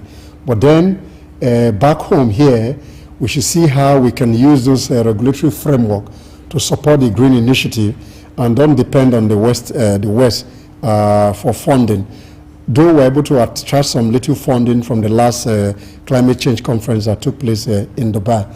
But then efforts must be made among multilateral agencies to improve on green financing so that we catch up with the rest of the world. What are some of the challenges confronting green financing in a place like Nigeria, which is not exclusive to Nigeria, but Africa by extension? But you can always use Nigeria as a reference because we are the giants of Africa. But what are the contending challenges in ravaging the issue of green financing or bonding in Nigeria? I think essentially of more of financing, which is a global challenge in terms of financing the green initiative across the world. So we are not really the major polluters. Most of the multinational corporations are the major ones, and over the years they've been mounting how they can finance this initiative.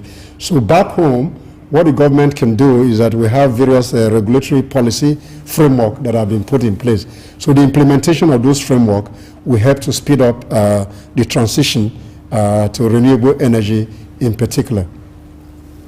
All right. So for some companies that are not even going into green investments, what could be one of the factors hindering them, apart from finance?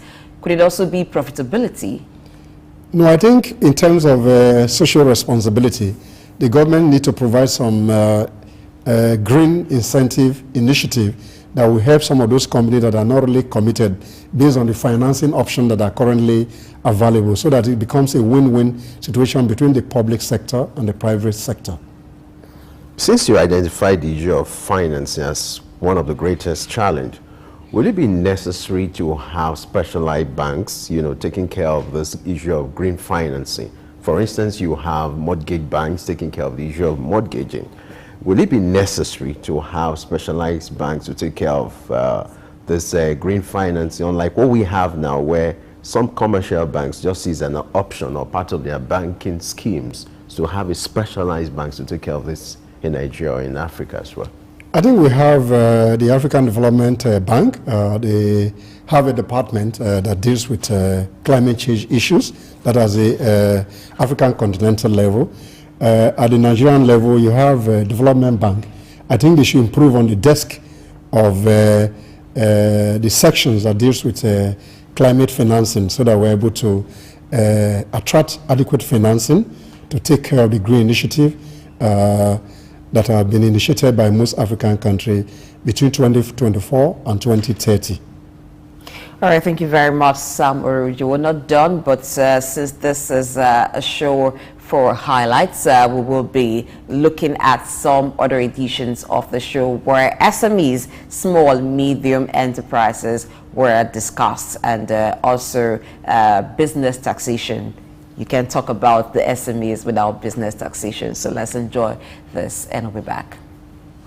I'm okay. My name is Raymond Bola Brown. Hi, my name is Fred Amata, and you are on to Souq News. If you are watching this channel for the first time, make sure you continue to watch it, because this is Souq News. Shout out to Souq News. Actually, I don't know. I really enjoyed the little moment I spent with you, and I think with more of this. Souq News. Here's the Souq News, who had the courage to transcend a locked off camera and actually have a conversation with a human being. It's a pleasure, Souq News. Thank you very much.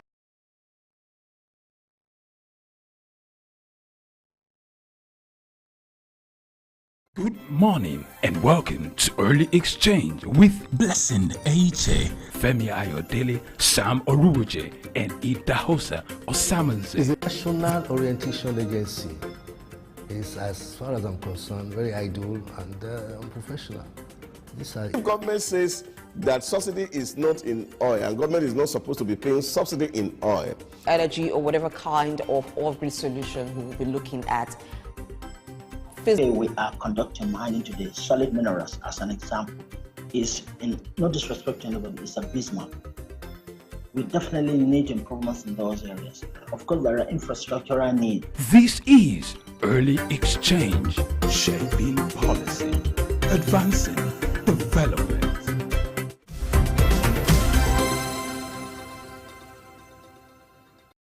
You make it seem like there is no need to bring in Dr. Femi Egbeshola, but I'm sure that him being your namesake, you still want to hear from him. He's an expert in that field. So he's a key person to talk to because he is a national president, Association of Small Business Owners of Nigeria. He can talk to us about the plight of small business owners and the success that they've come by, and what is the way forward as small business is concerned in Nigeria. Good morning, Dr. Femi. Yes, good morning, and thank you for having me. It's our delight to host you on the show today. And your namesake here, Femi, has done good justice to the issue of SMEs in Nigeria. But I know that you have so much more to talk about. Yes, that's fine. So talk to us as the president of National Presidents Association of Small Business Owners. What are some of the key issues that your members, that those who have small business in Nigeria are faced with? Well, micro and small businesses faces a lot of challenges this time. There are myriads of challenges that if I want to begin to outline them one after the other, we will have all the day spent. But let me just mention one or two that are critical to us now.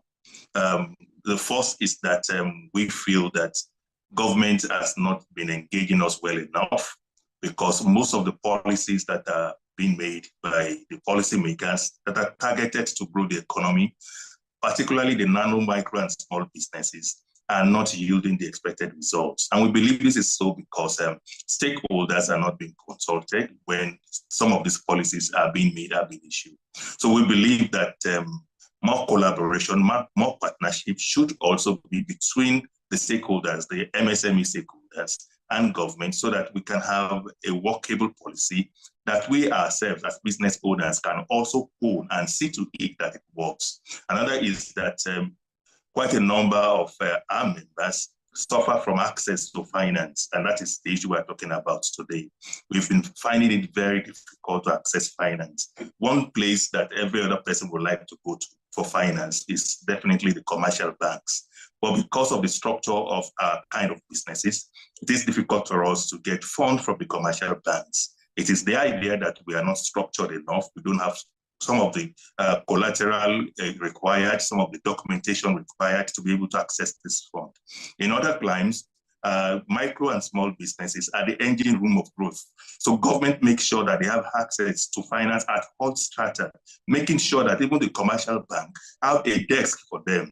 They always have an SME desk that attend to the needs of particularly the micro, small, and medium business. But that's not here in the country. We are expected to, most of the time, turn to the microfinance banks. And these microfinance banks have very high interest rates that you cannot do business with.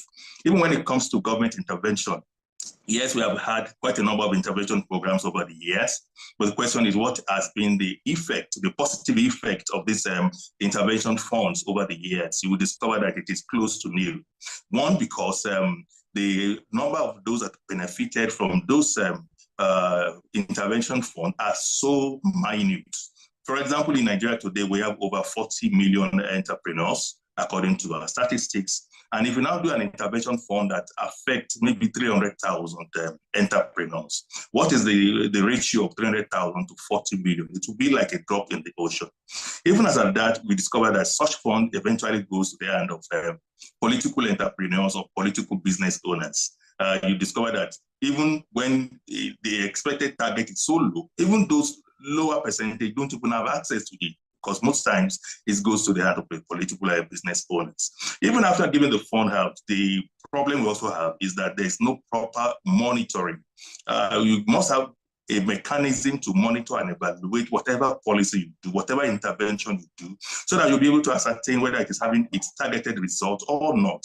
It is when you have such a result, you can now be able to plan for next intervention to see how well you should go, where you should go, and how it should be channeled. These are some of the issues we have. When it comes to multiple taxation too, it will surprise you that for a vehicle to move from one state to the other, you need well over 100 different documents, papers in form of different taxes that you have to brandish about. Who does that in other climes? Even in the state itself, you have quite a number of taxes that you have to pay in the state that is also replicated at the federal level. We expect that government to be able to harmonize some of these taxes so that you will know that when you are paying the tax, it is one for all, and nobody will come in the name of this, that, and that taxes. Some governments have been taking advantage of this, and even the non-actors in the industry are also taking advantage of this, and this has resulted negatively on small businesses. Little wonder then, and the recent statistics shows that we have.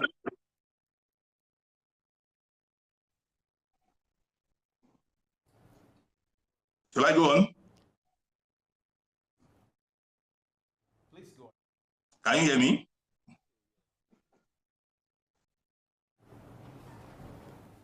Dr. Femi Egbeshala, if you can hear me, please go ahead with your thoughts. Okay then. Like I was saying, the recent statistics shows that over 4 million small businesses have closed shop these past 2 years. That's a lot, and is alarming. And that's why we're encouraging the federal government to see need to declare a state of emergency in this particular sector, the nano, micro, small, and medium sector. We really need to pay more than the usual attention to this sector. We are the generators of employment.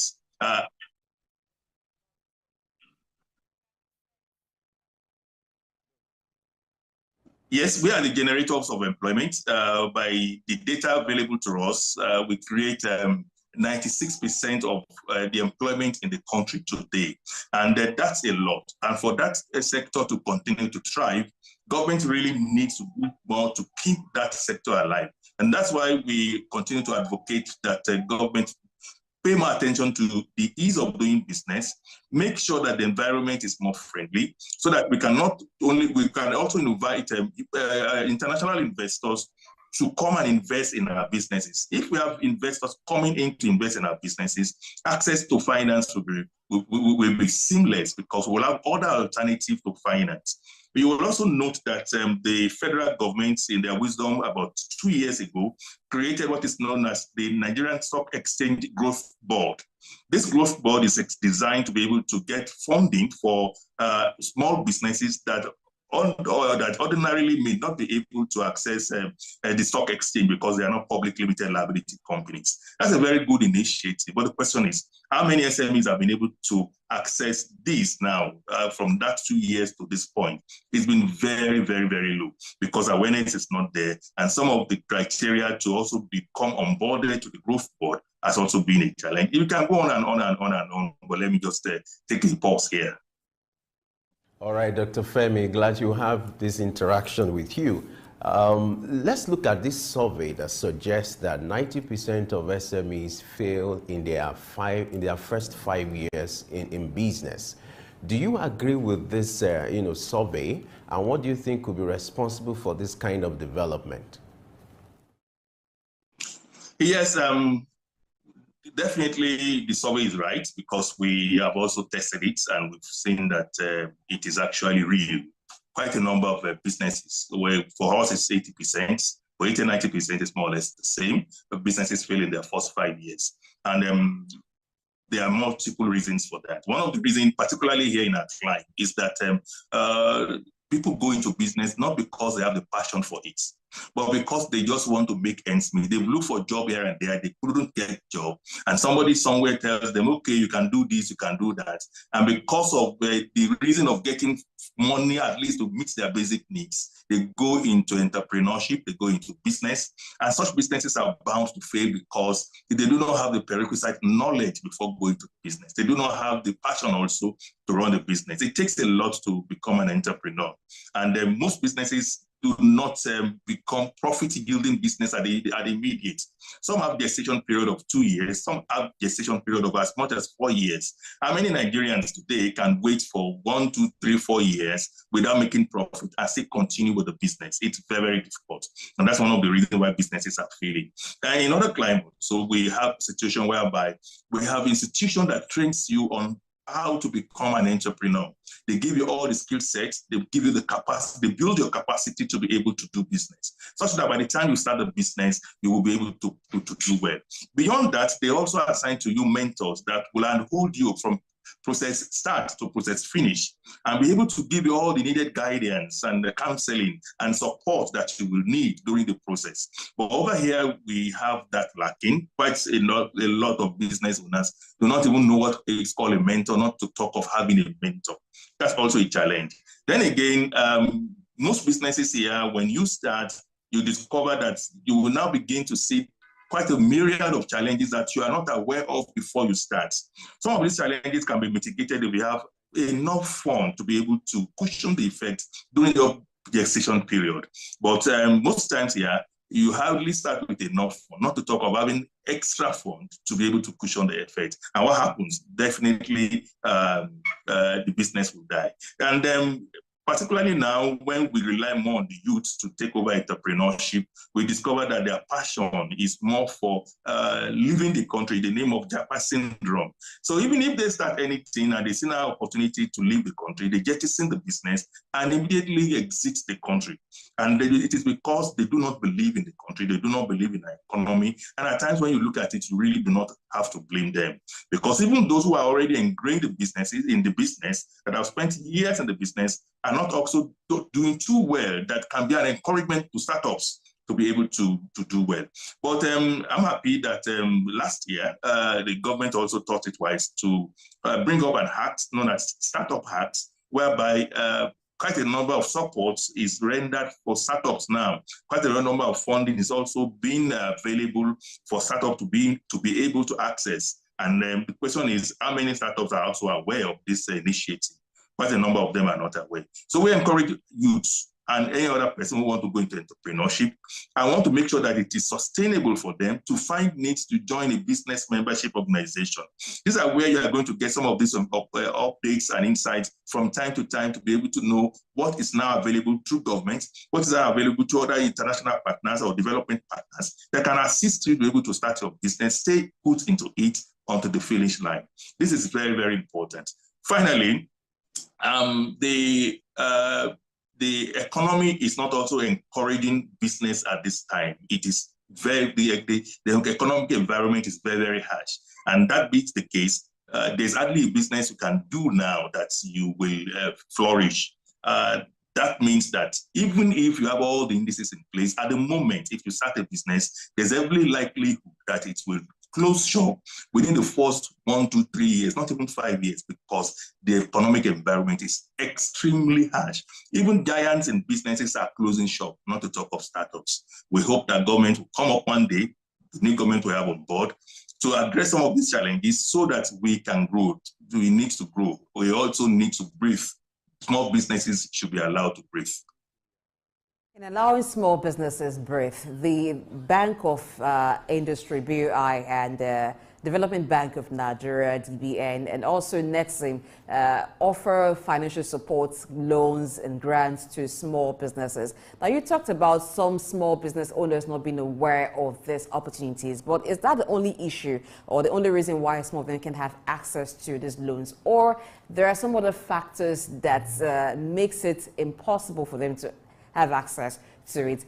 For instance, credit history, and even some form of guarantee to these banks that qualify them for the loans.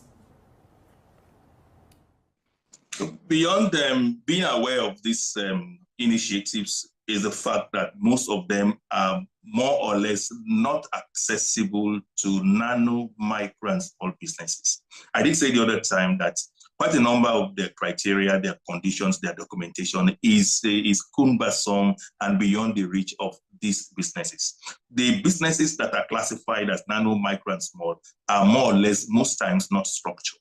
So when you get to a DBN or an Exim Bank or the likes of it, and you are expected to bring in a business plan, you are expected to bring in a 6 month to 1 year account reports and a statement of account, you are expected to bring this and that, it scares them away. It makes it impossible for them to access. So we are expecting that there should be a segmentation of this funding through the development banks, whereby there will be a particular segment that accommodates the large businesses, the medium businesses, and now the small and micro businesses, such that their documentation process may not take more than 2 document pages. And it will become seamless, whereby you don't really need to begin to bring collateral. How many of them has collateral? And when we're talking of collateral now, not just having a land or a house, but having a land that has a certificate of occupancy. Do you know how much it takes to process that? How many of them have that? If they have that kind of money, they may not even go to that bank in the first place. So we do not have access to this finance, even if they are there. An example is the RT200 that is expected to push on to support MSMEs to be able to go into exports. The latest report shows that less than 10% of the fund was accessed because micro and small businesses cannot just access it. The conditions are so stringent, it is beyond our reach, and we cannot have access to it. That's a very big challenge. We'll be talking about it for ages, and we hope that one day this will be addressed, because without it, we will not be able to grow this sector. And if this sector is not growing, the economy itself will not grow. Joblessness will continue to be there, and other vices will continue to come up.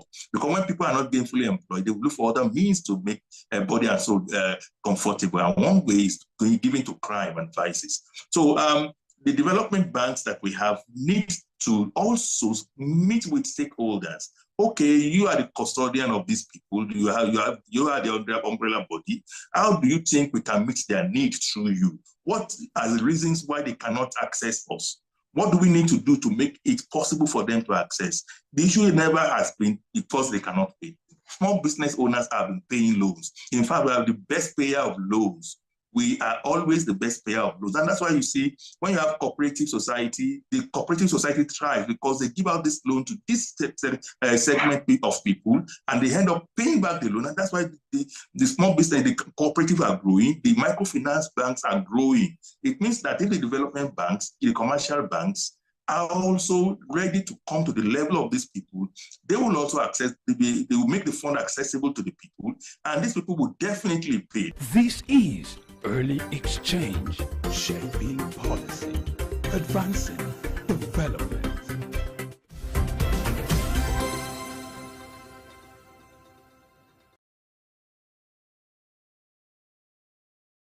With your assessment of the existing, tax incentives in Nigeria, talk to us about how successful, if you agree they have been successful, how successful have they been looking at the existing tax incentives in Nigeria? Okay, I would like to say that the existing tax incentives have been successful in the sense that we've seen some economic development by virtue of this incentive. For instance, we have the free zone that was created where we have businesses that are able to operate. And from there's exports and generation of foreign exchange. We have things around pioneer legislation, pioneer status incentive, which has enabled some companies to, some industries to grow and able to also create employment for the country.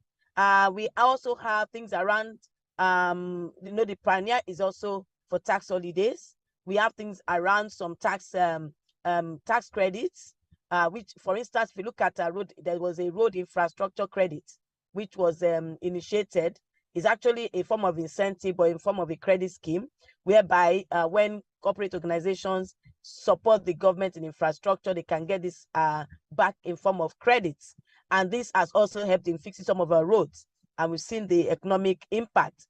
We have things around some sectors that have been encouraged by virtue of giving them tax holidays to be able to develop the created employment. They've also been able to add to the development of our economy. Even though we may not be there yet, we may not have achieved what we so desire to achieve. But I want to say that the era of tax incentive has actually helped us. It's just that we now need to start reviewing those tax incentives. Are they achieved their goal? Are they still necessary for the economy? Do we need to now rejig what we have before and repackage it? Do we have some sectors that we need to develop? Recently there's this the tech industry recently have gotten some recognition through the Nigerian Startup Act, and we've seen the rate in which technology has moved. We are now in the digital era, so the essence of tax incentive has helped even these young techpreneurs to be able to come up, and a lot is being done in that regard now.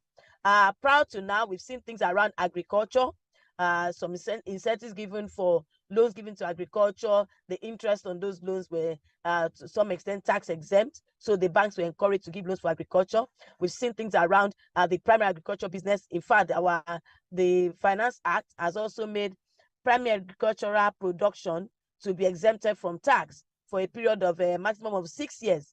And these are areas that is developing, enabled us. But it's just that we need to now have a balance between the tax incentives we're given and the real impact on the economy, so that we are sure that we are really getting value for these incentives. I'll say that tax incentives have done, but it's just that we need to also curb abuse of the incentives as much as possible. We need information around data, how much of these incentives have benefited us. It's also have a benefit in terms of foreign exchange, where you give incentive for operations in like the Onne free zone, like the Lagos free zone. The whole essence of this is for exports and for inflow of foreign exchange.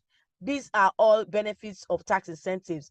But the question we have to start asking ourselves is, how have these benefits improved our economy? I would say it has done its own part, but there might be issues around monitoring, issues around ensuring that the incentives are not just overstretched. You know, there must be a time frame in which you have an incentive, and to check and say, has this incentive achieved its objective? Do we need to change what we have? Do we need to change the model? Which industries has this industry developed? If you look at things around the cement industry has developed such that incentives given under the pioneer legislation, sometimes in 2020, was removed. And that's because we now became net exporters of cement in the country. And this is part of the development that we've seen. So we have other areas we have incentives in relation to exports. This is all to encourage people to export goods out of the country, all because we want to look at bringing in foreign exchange into the country. But we're still not getting the benefit. We're still not feeling the benefit because of the situation we find ourselves today. Some other things are eroding this. So I think tax incentives have been useful to the country.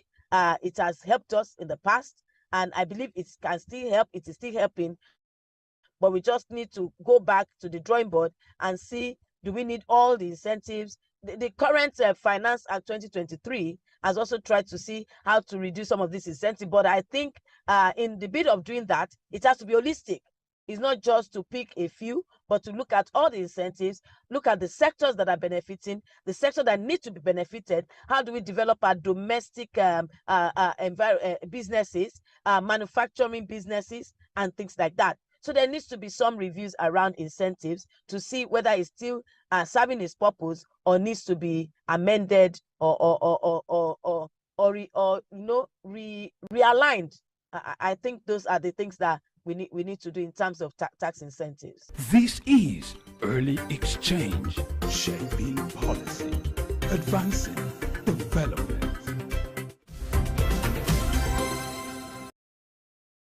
Our guest today is Sunday Adilaja, who is the founder and senior pastor of the Embassy of the Blessed Kingdom of God for All Nations, an evangelical charismatic megachurch in Kyiv, Ukraine. Now, at a time where people are struggling to read, this man has authored over 400. My name is Dr. Rafiu Oladipo. My name is Baba Jalal Repega. I'm Reverend Juliet Benite. I'm Godio Didi. My name is Professor Oladokun Sulaiman Olarawaju. Souq News is on the ground, loading. Very enlightening, very educative, and entertaining. Thank you to Souq News. So I'm happy that Souq TV has come into existence. I'm happy to be here in the Souq News. I want to encourage you to subscribe to the channel and keep watching news that makes sense. As Browning said, one's extension of one's reach should not exceed one's grasp, or what is heaven for? And I think Souq News is doing that. Africa needs a voice of truth, and Souq News has become one of them. And get ready, get ready, get ready. And keep watching. Keep watching Souq News. Keep watching Souq News. It's a place to be. My name is Dr. Ajili Tobi. My name is Etemere Glover. Naomi, well done, and shout out to Souq News. Shout out to Souq News. I want to encourage everyone to keep watching Souq News. Shout out to Souq News, and yes, tune into them. Keep watching Souq News. They are one in town. Hey, we're watching Souq News. Keep watching Souq News. Keep watching Souq News. Catch them on YouTube and all social media channels. Hey, my name is Frank Edowo, and I'm imploring you. No, forget that. I am forcing you, coercing you to always stay tuned to Souq News for your news requirements. Good morning and welcome to Early Exchange with Blessing Aiche, Femi Ayodele, Sam Oruoje, and Idahosa Osamanze. It's a national orientation agency. It's, as far as I'm concerned, very idle and unprofessional. If government says that subsidy is not in oil and government is not supposed to be paying subsidy in oil, energy or whatever kind of oil-free solution we will be looking at. Today we are conducting mining today. Solid minerals, as an example, is, in no disrespect to anybody, it's abysmal. We definitely need improvements in those areas. Of course, there are infrastructural needs. This is Early Exchange, shaping policy, advancing development.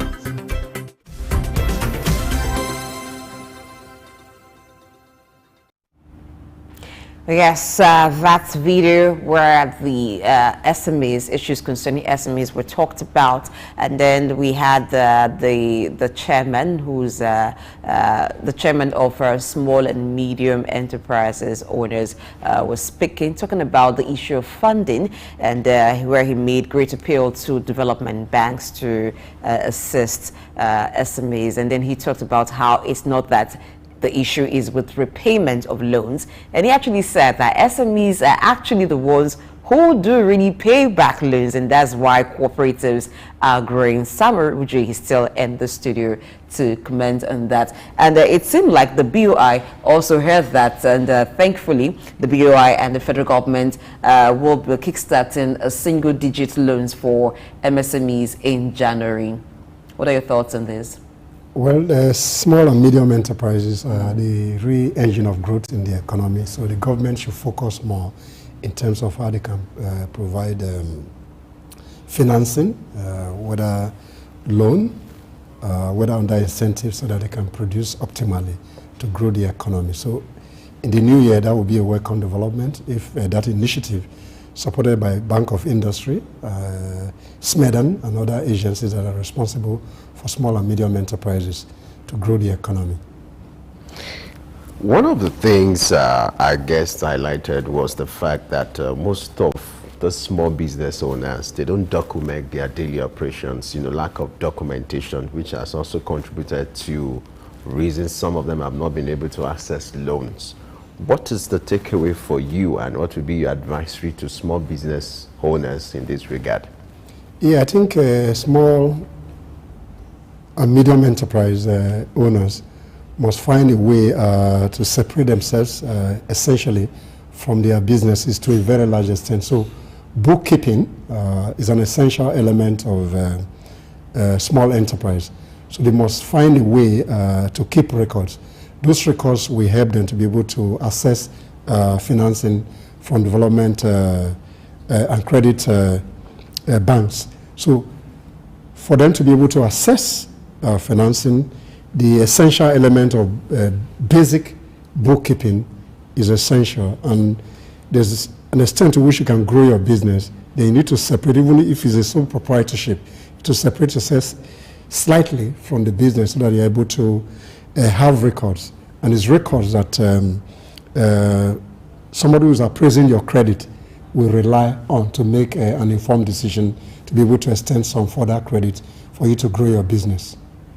All right, thank you very much, Sam Oruji, for being with us on the very last edition of Oil Exchange in the year 2023. Thank you for having me. Okay, let's take a quick break. That time we'll bring in Idahosa Osamanze before we'll bring you the last video, which we want you to see some of the discussions that we've had on Early Exchange in the year 2023. Do not go away. My name is Dr. Ajili Tobi. My name is Etemari Glover. Naomi, well done, and shout out to Souq News. Shout out to Souq News. I want to encourage everyone to keep watching Souq News. Shout out to Souq News, and yes, tune into them. Keep watching Souq News. They are one in town. Hey, we're watching Souq News. Keep watching Souq News. Keep watching Souq News. Catch them on YouTube and all social media channels. Hey, my name is Frank Edowo, and I'm imploring you. No, forget that. I am forcing you, coercing you to always stay tuned to Souq News for your news requirements.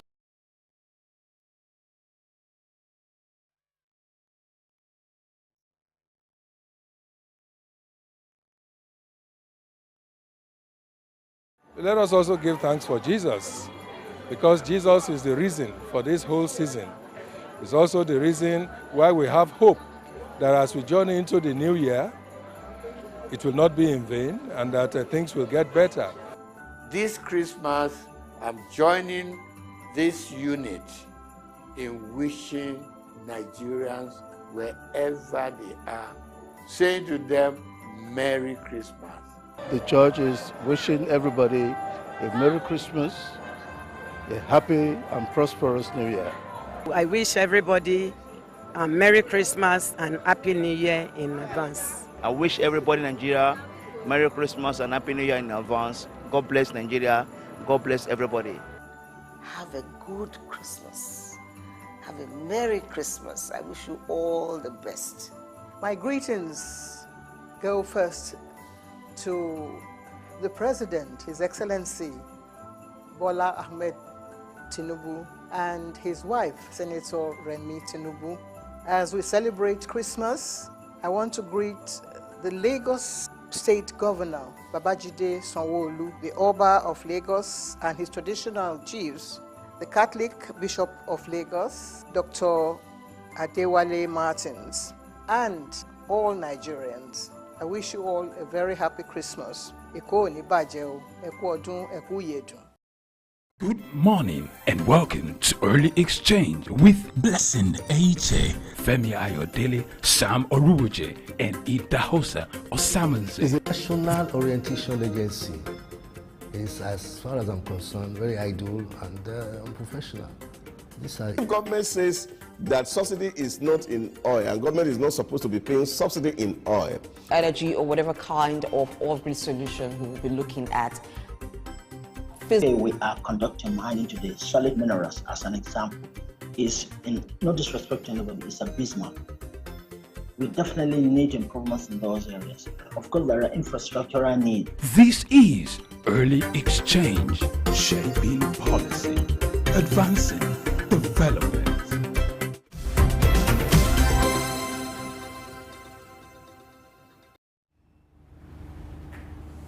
Yeah, so save this for now because we want this to also inform what you take out of the year 2023 and form part of what you'll be taking into the year 2024. Now, before I introduce the episode that you will be watching, first of all, let me tell you that Idahosa Osamaze is back with us here in the studio. Welcome back, sir. Good to be here. All right, sir. So this interview that we had with renowned clergy Sunday Adilaja was really inspirational because it touched on a lot of issues. Now, this is a man that you have known over the years. What are your thoughts on this before we even bring the video? Yeah, Sunday is a man that I love and admire, and quite cerebral, has done fundamentally well in terms of raising human capital, especially in a country where he supposedly is a stranger and having to learn their language, and then was able to disciple them.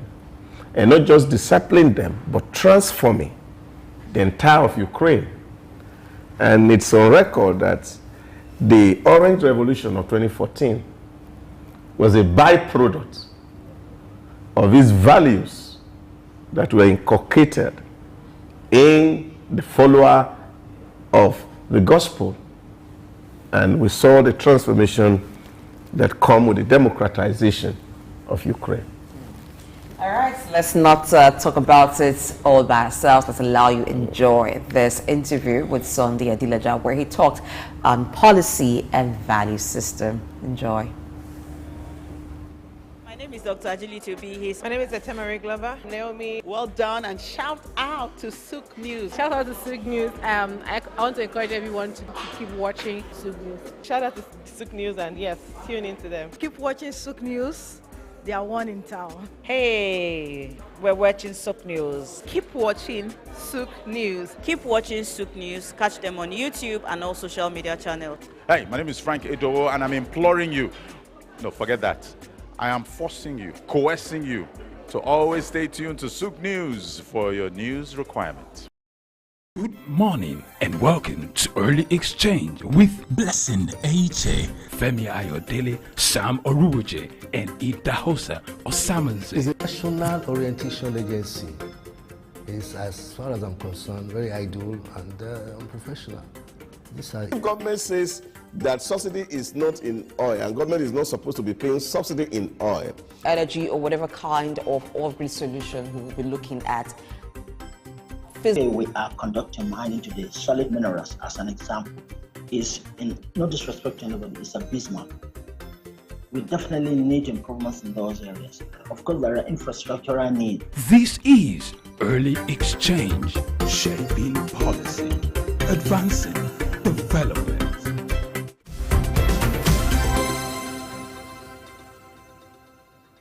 That's to tell you how much he intends to pass knowledge on to people and develop them, because knowledge is power.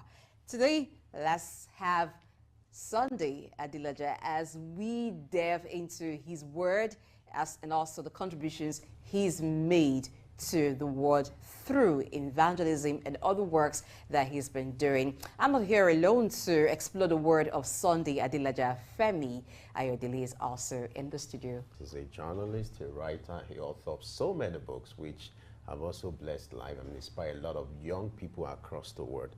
So we're glad to have him. So let's delve into the discussion. So what informed your decision to leave Nigeria? At what time exactly did you come to the conclusion that you needed to leave Nigeria? How has that impacted your life?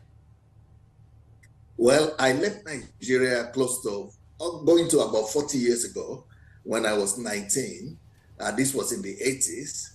And that time, as a young graduate from secondary school, I just finished my WAEC, and I also did JAM. I got admission to the then University of Ife. I guess it's called Obafemi Awolowo University now.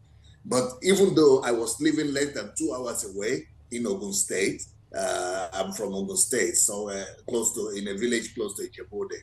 But can you believe this? I couldn't afford to even get myself a transport fare to go to collect my results from University of Ife, 2 hours away. So we were so poor, even for me to give my WAEC was a problem. It was a relative that heard that I was not being permitted to the exam hall because I didn't pay for the WAEC form that just, came from nowhere and settled the 50 naira fee that was needed to pay for my exams. Otherwise, I wouldn't have even given the exam. So this was the situation when I was going through newspaper. Those days, you could just go through any newspaper and see advertisements of scholarships. So I was going through, I knew that there were opportunities in newspapers. So I knew that was my only chance. So every time I had an opportunity to lay my hand on newspapers, I would look for scholarships. And voila, I got one advertisement and I applied. And there were a lot of people, applying for this scholarship. For one place, we had 1,000 people.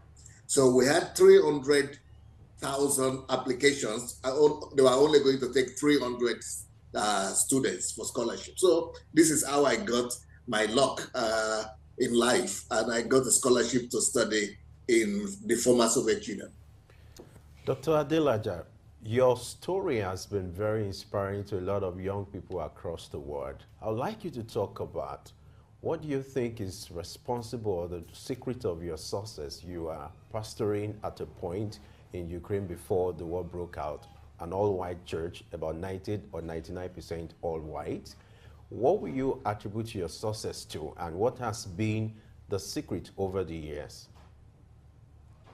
When I was growing up in my village, I used to curse and hate on my grandmother because I didn't know my father. I've never met him. And my mother, I didn't know her till I was a teenager because she had brought me back from her previous husband and dropped me with that mother and remarried. So she was married, and I was growing up with my grandmother. And she used to take me to the bush to get some firewood and then, get it arranged, put it on my head, from Idomila, which was my village, to Ijebu-Ode in the morning before going to school. And then after school, the first thing was to go and fetch other set of firewood. And this was in hot sun, scorching sun of Ijebu. And so I used to curse her that, my God, why am I so unlucky in life? And why is life so difficult for me? But when I got to Russia, and my professor told me that I would never speak Russian language because without that, you would not be able to go into the university. You have to learn the Russian language 1 year before you go into the university. And he said, because I came late and I couldn't catch up with the class, he said, you will never speak this language. And I said, no, God will help me. He said, I don't believe in God. I'm an atheist. And I tell you, as your professor, you will never speak this language. If you ever do, I will become a believer. And so I said, okay, what will I do now? And I remembered that my sister had shared with me a scripture that in the book of Deuteronomy 28, verse 13, that says that you shall be the head and not the tail. You shall be you shall be first and not last. And I said, okay, so God has given me this promise. So what do I do now? So I vowed to God that I would do my best from today. I will work hard like I'd never worked hard before. And I said, after classes, I will not go to my dormitory, to my hostel. I will be going to the library. So from that day, we spent 7 hours or 6 in classes. After that 7 hours in classes, I normally will just go and take a lunch for 30 minutes, then go to the library. I will be in the library for the next 6 hours. And I did that for the next 7 years when I was in the university till I finished my master's. So I will always stay in the library. I would resist the temptation of going out. From Monday to Friday, I will spend 6 hours every day in the library. And then I became the best student of that university in their history, in their 25 years of history at that point. Why? Because of hard work. So I believed God, but I also worked hard. I think hard work is actually the womb of every success. Wow, that's remarkable. Now, talking about believing in God. I'm sorry. I'm going to complete my thought. So okay, the ahead. reason why I connected it to my grandmother was that this time when the professor told me I will never make it, I remember the suffering that I went through in the village, and I said, if I could survive it in Idomela, this studying in Europe in their library was like aircon. So much comfort. I've never seen this kind of comfort, even in the library or classrooms. I said, if I could survive it under the scorching sun of Africa, if I could survive it without 3 square meals, if I could survive it eating only eba and gari in all my life, this one with all this comfort. So I always refer back to my pain. My pain of the past propelled me. I will always remember that pain. And I say, I will never go back to that pain. So that pain that I endured made me to endure the lesser pain. So the greater pain of poverty, the greater pain of depravity that I had back in Africa propelled me to work hard so much that even as much as I worked, it was not as serious as the pain I was going through in Africa. So I think I'm saying that just to encourage my people back out at home who are going through poverty or pain or lack of different things, scarcity, that their pain could be the greatest secret of their success in life. Okay, taking it from there, the concept of time. Now, you looked back to where you were coming from, and that motivated you to push forward to change things about your future. Let's bring it now to Africa. What have we gone through in the past as a continent that Africa is supposed to look back at, leverage that, use it as a motivation to change the fortunes of the future? You see, people who are in Africa and who have been privileged to know how to read, how to write, to go to school, they should see themselves as chosen people, privileged people.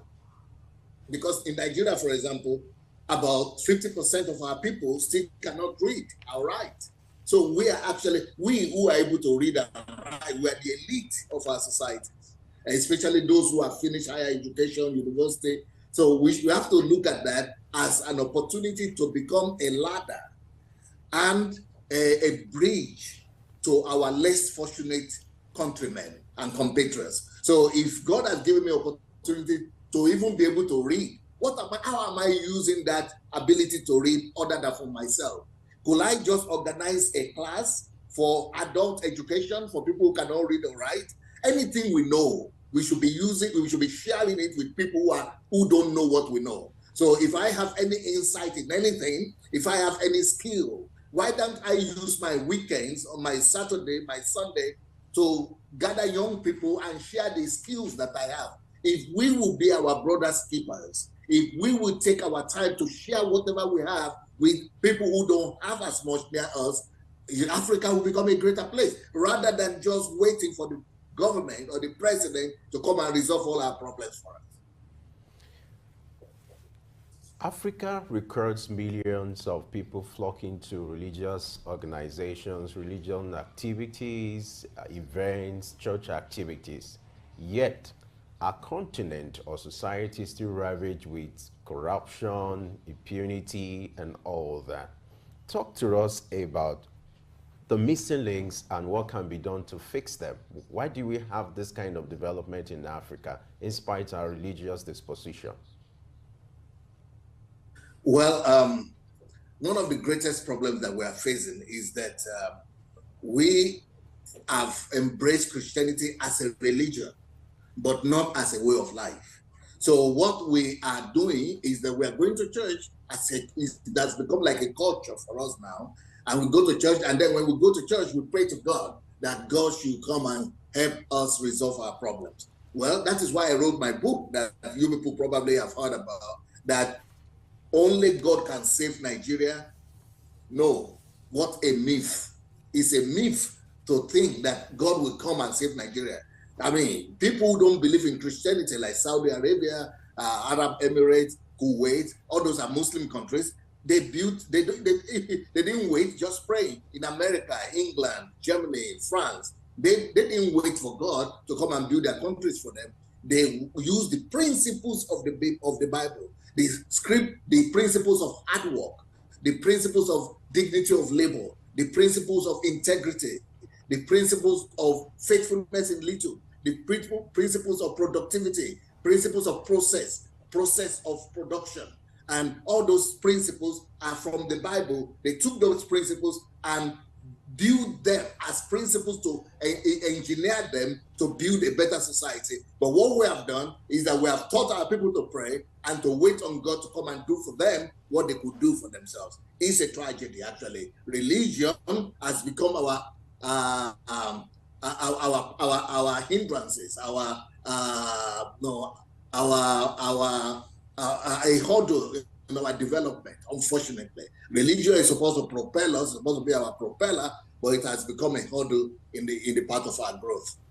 Good morning and welcome to Early Exchange with Blessing H.A., Femi Ayodele, Sam Oruoje, and Idahosa Osamanze. The National Orientation Agency is, as far as I'm concerned, very idle and unprofessional. If government says that subsidy is not in oil and government is not supposed to be paying subsidy in oil, energy or whatever kind of oil-free solution we will be looking at. Today we are conducting mining today. Solid minerals, as an example, is, in no disrespect to anybody, it's abysmal. We definitely need improvements in those areas. Of course, there are infrastructural needs. This is Early Exchange, shaping policy, advancing development.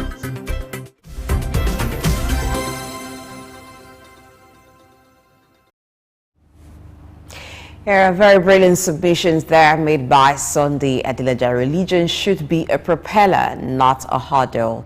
We'll continue with that some other time, but not today. Thank you very much, Idos. I know you want to say something regarding some of the thoughts that Sunday Adelaja just expressed in that interview.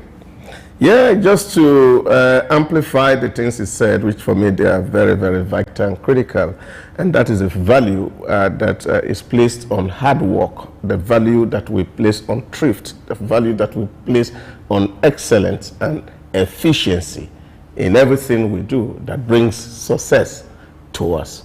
And as a matter of fact, if you had looked at the work that Max Weber did on the Protestant ethics and the success of capitalism in early Europe, one of the issues that he actually focused on was that these three things, thriftiness, hard work, excellence, were actually what amplify one's election and eventual salvation. So the church was actually at the back end of the civilization of Europe, because this was saying to you, if you are elected to work as a journalist, do hard work, be thrifty, and then of course focus on excellence, and then you will make a success. And I think this is a message that Nigerians need to hear. All right, we must thank you very much for that submission. You know, it's quite all right. You know, the man has made a lot of impact, especially the young people, and he needs to be commended for that. So thank you for your submission, Idahosa. My pleasure. Looking forward to a very bountiful and prosperous 2024.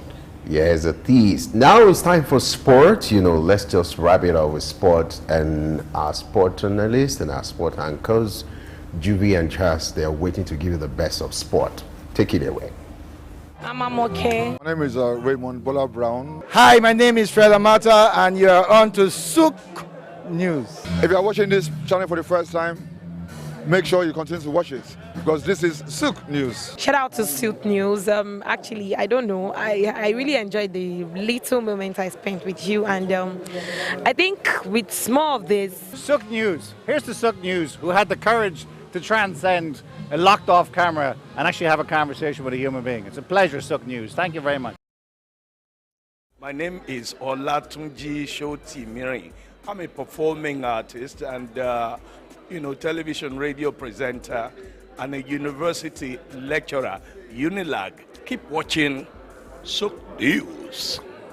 Hello everyone, my name is Kenny Black, Africa's finest music comedian, and you're watching Souq News. If you're not watching Souq News, I pity you, but keep watching Souq News. Hello everyone, my name is Timida Kolo and you're watching Souq News. Stay tuned. Hi, my name is Wisdom Oluwaseun Okoko, co-founder Orbit Africa Properties. I'm live at Souq News. Guys, keep watching Souq News. For everything that concerns business, economy, politics, news, Souq News is your station.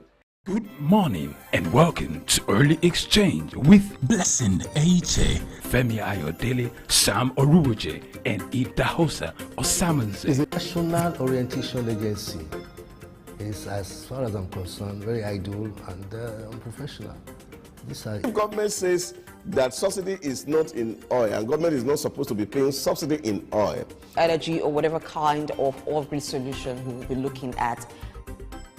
Today we are conducting mining today. Solid minerals, as an example, is, in no disrespect to anybody, is abysmal. We definitely need improvements in those areas. Of course, there are infrastructural needs. This is Early Exchange, shaping policy, advancing development.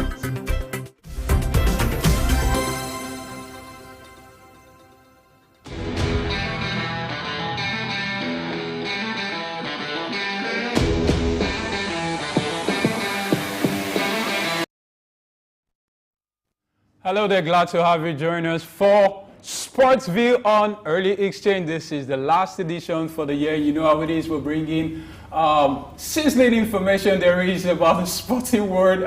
I'm excited, very excited, over the top right now, man, because I know a great deal of people are crying for those who stake it out on Arsenal. Arsenal! I'm not alone. Charles, what's up with you, man? Well, it's a very, very wonderful last day, working day of the year, and the last fixture of the Premier League. What a way to end the year. What a way to end the year. And for those who were doubting my prophetic anointing, I was telling Chooks yesterday, well, Arsenal, later in the day, definitely we'll be talking about AFCON, but for now, Arsenal! What went down? How markets, man? Arsenal, how markets? Well, it's no surprise. The two big clubs in North London are actually losing on the same night. Where we don't know what's going to happen, but we can see that both Liverpool and Arsenal, the butlers of the century, okay, let's not say the century, the butlers of the last decade, both of them are topped by Christmas and also lose the league, and we have them first and second. Yesterday was the first time in 8 years that West Ham will go to Arsenal's home and win and take all 3 points. An emphatic win. Keeping clean sheets. I mean, I never expected that exciting Arsenal team would not score 1 goal. I was telling Chicks yesterday, I said, Arteta has been crying. I said,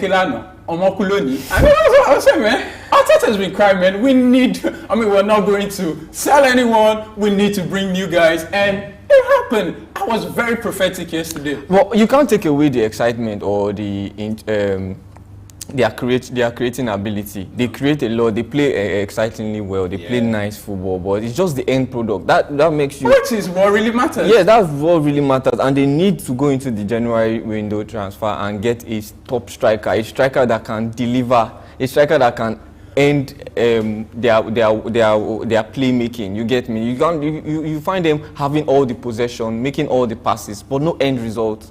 So that's an issue for me. And if you look at it, let's also even talk about the goal, the first goal. I mean, we know that VAR said that the ball didn't go, or they didn't have evidence to go against the on-field decision. But if you look at it closely, the ball actually crossed the line. Even though Bowen was covering the side of the ball, but it actually did cross the line. And this is not the first time Arsenal have been robbed The other time was against Newcastle, their first loss of the season, and another loss again. VAR not doing its job. There are so many criticisms that have come this year alone for VAR and the decision making. So you see that they need to work on it. Manchester had similar stuff the other time, and they came back and redeemed themselves 3-2. So that is not an excuse, man. You started the same time, and what happened? What happened? Tottenham as well. Let's leave Arsenal for now. Tottenham, man. I mean, I saw Son. It was startled. Son was like, "What really happened?" I feel they were not able to get their 5 and 6 together. They were all over the place. I mean, look at the defense. They made so many errors that led up to the goal. And if you look at it, I don't think they really underestimated Brighton, because Brighton have come. In the build-up to that game, Brighton has lost 3 straight games, and they have won 3 straight games. So everybody would have thought that, oh, this should be a walk in the park for like you said. That's what I said. I said it should be a walk in the park for Tottenham, and I was surprised. I mean, it was so. I couldn't believe what I was watching. All right, man. Not anybody, man, but I mean, I'm excited that majority all my predictions came through, and I'm a profit right now the way it appears. So please, if you got some money to stake, look out for Juvie on Sportsview. Whatever I say, please take it to the bank, because it's happening, man. All the big names are falling. London Bridge is falling down, and we hope you guys will pick it up. And it's funny, you know, because if Tottenham have won that match yesterday, they would have gone level on points with Aston Villa and will be 4th. Now, Man City has finally crawled back into the number 4th position because of that loss. So let's see how it goes. The first game of next year will be played on the 1st. So I'm looking forward to. All right, as we look forward, and we hope we will be here. Do not miss every exciting moment on Sportsview. Do not forget as well, Souq Sport comes at 1 today, where we'll talk about AFCON and every other thing there is. So before we go, we'll take you what we're going to find. So I'm Juvie, I'm excited. Charles, I bet you're excited. I'm excited as well. I mean, the last working day of the year.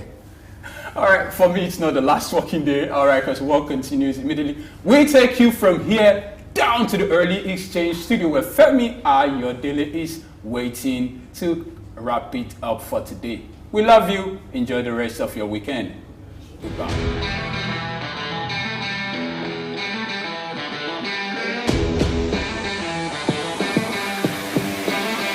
Morning and welcome to Early Exchange with Blessing H.A., Femi Ayodele, Sam Oruwoje, and Idahosa Osamanze. It's a national orientation agency.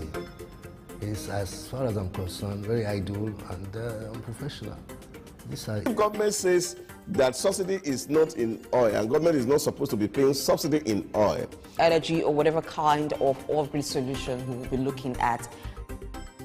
Today we are conducting mining today. Solid minerals, as an example, is, in no disrespect to anybody, is abysmal.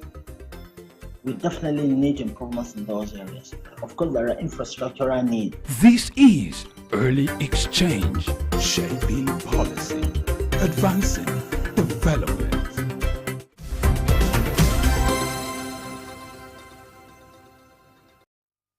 All right, thank you, Juvie and Charles, for the sport update. This is where we're going to call it a wrap. It's the last episode of Early Exchange for the year 2023. The year has been productive, and the year wouldn't have been if not for your support. We want to use this opportunity to appreciate you all for your support, for your feedback. You know, it has contributed to the success of this program. Don't forget, Early Exchange will always get better and will always get bigger. We're looking forward to year 2024. We'll be here to give you the best of programming, as it is our duty to make your day worthwhile and productive. I am Femi Ayodele. Bye for now.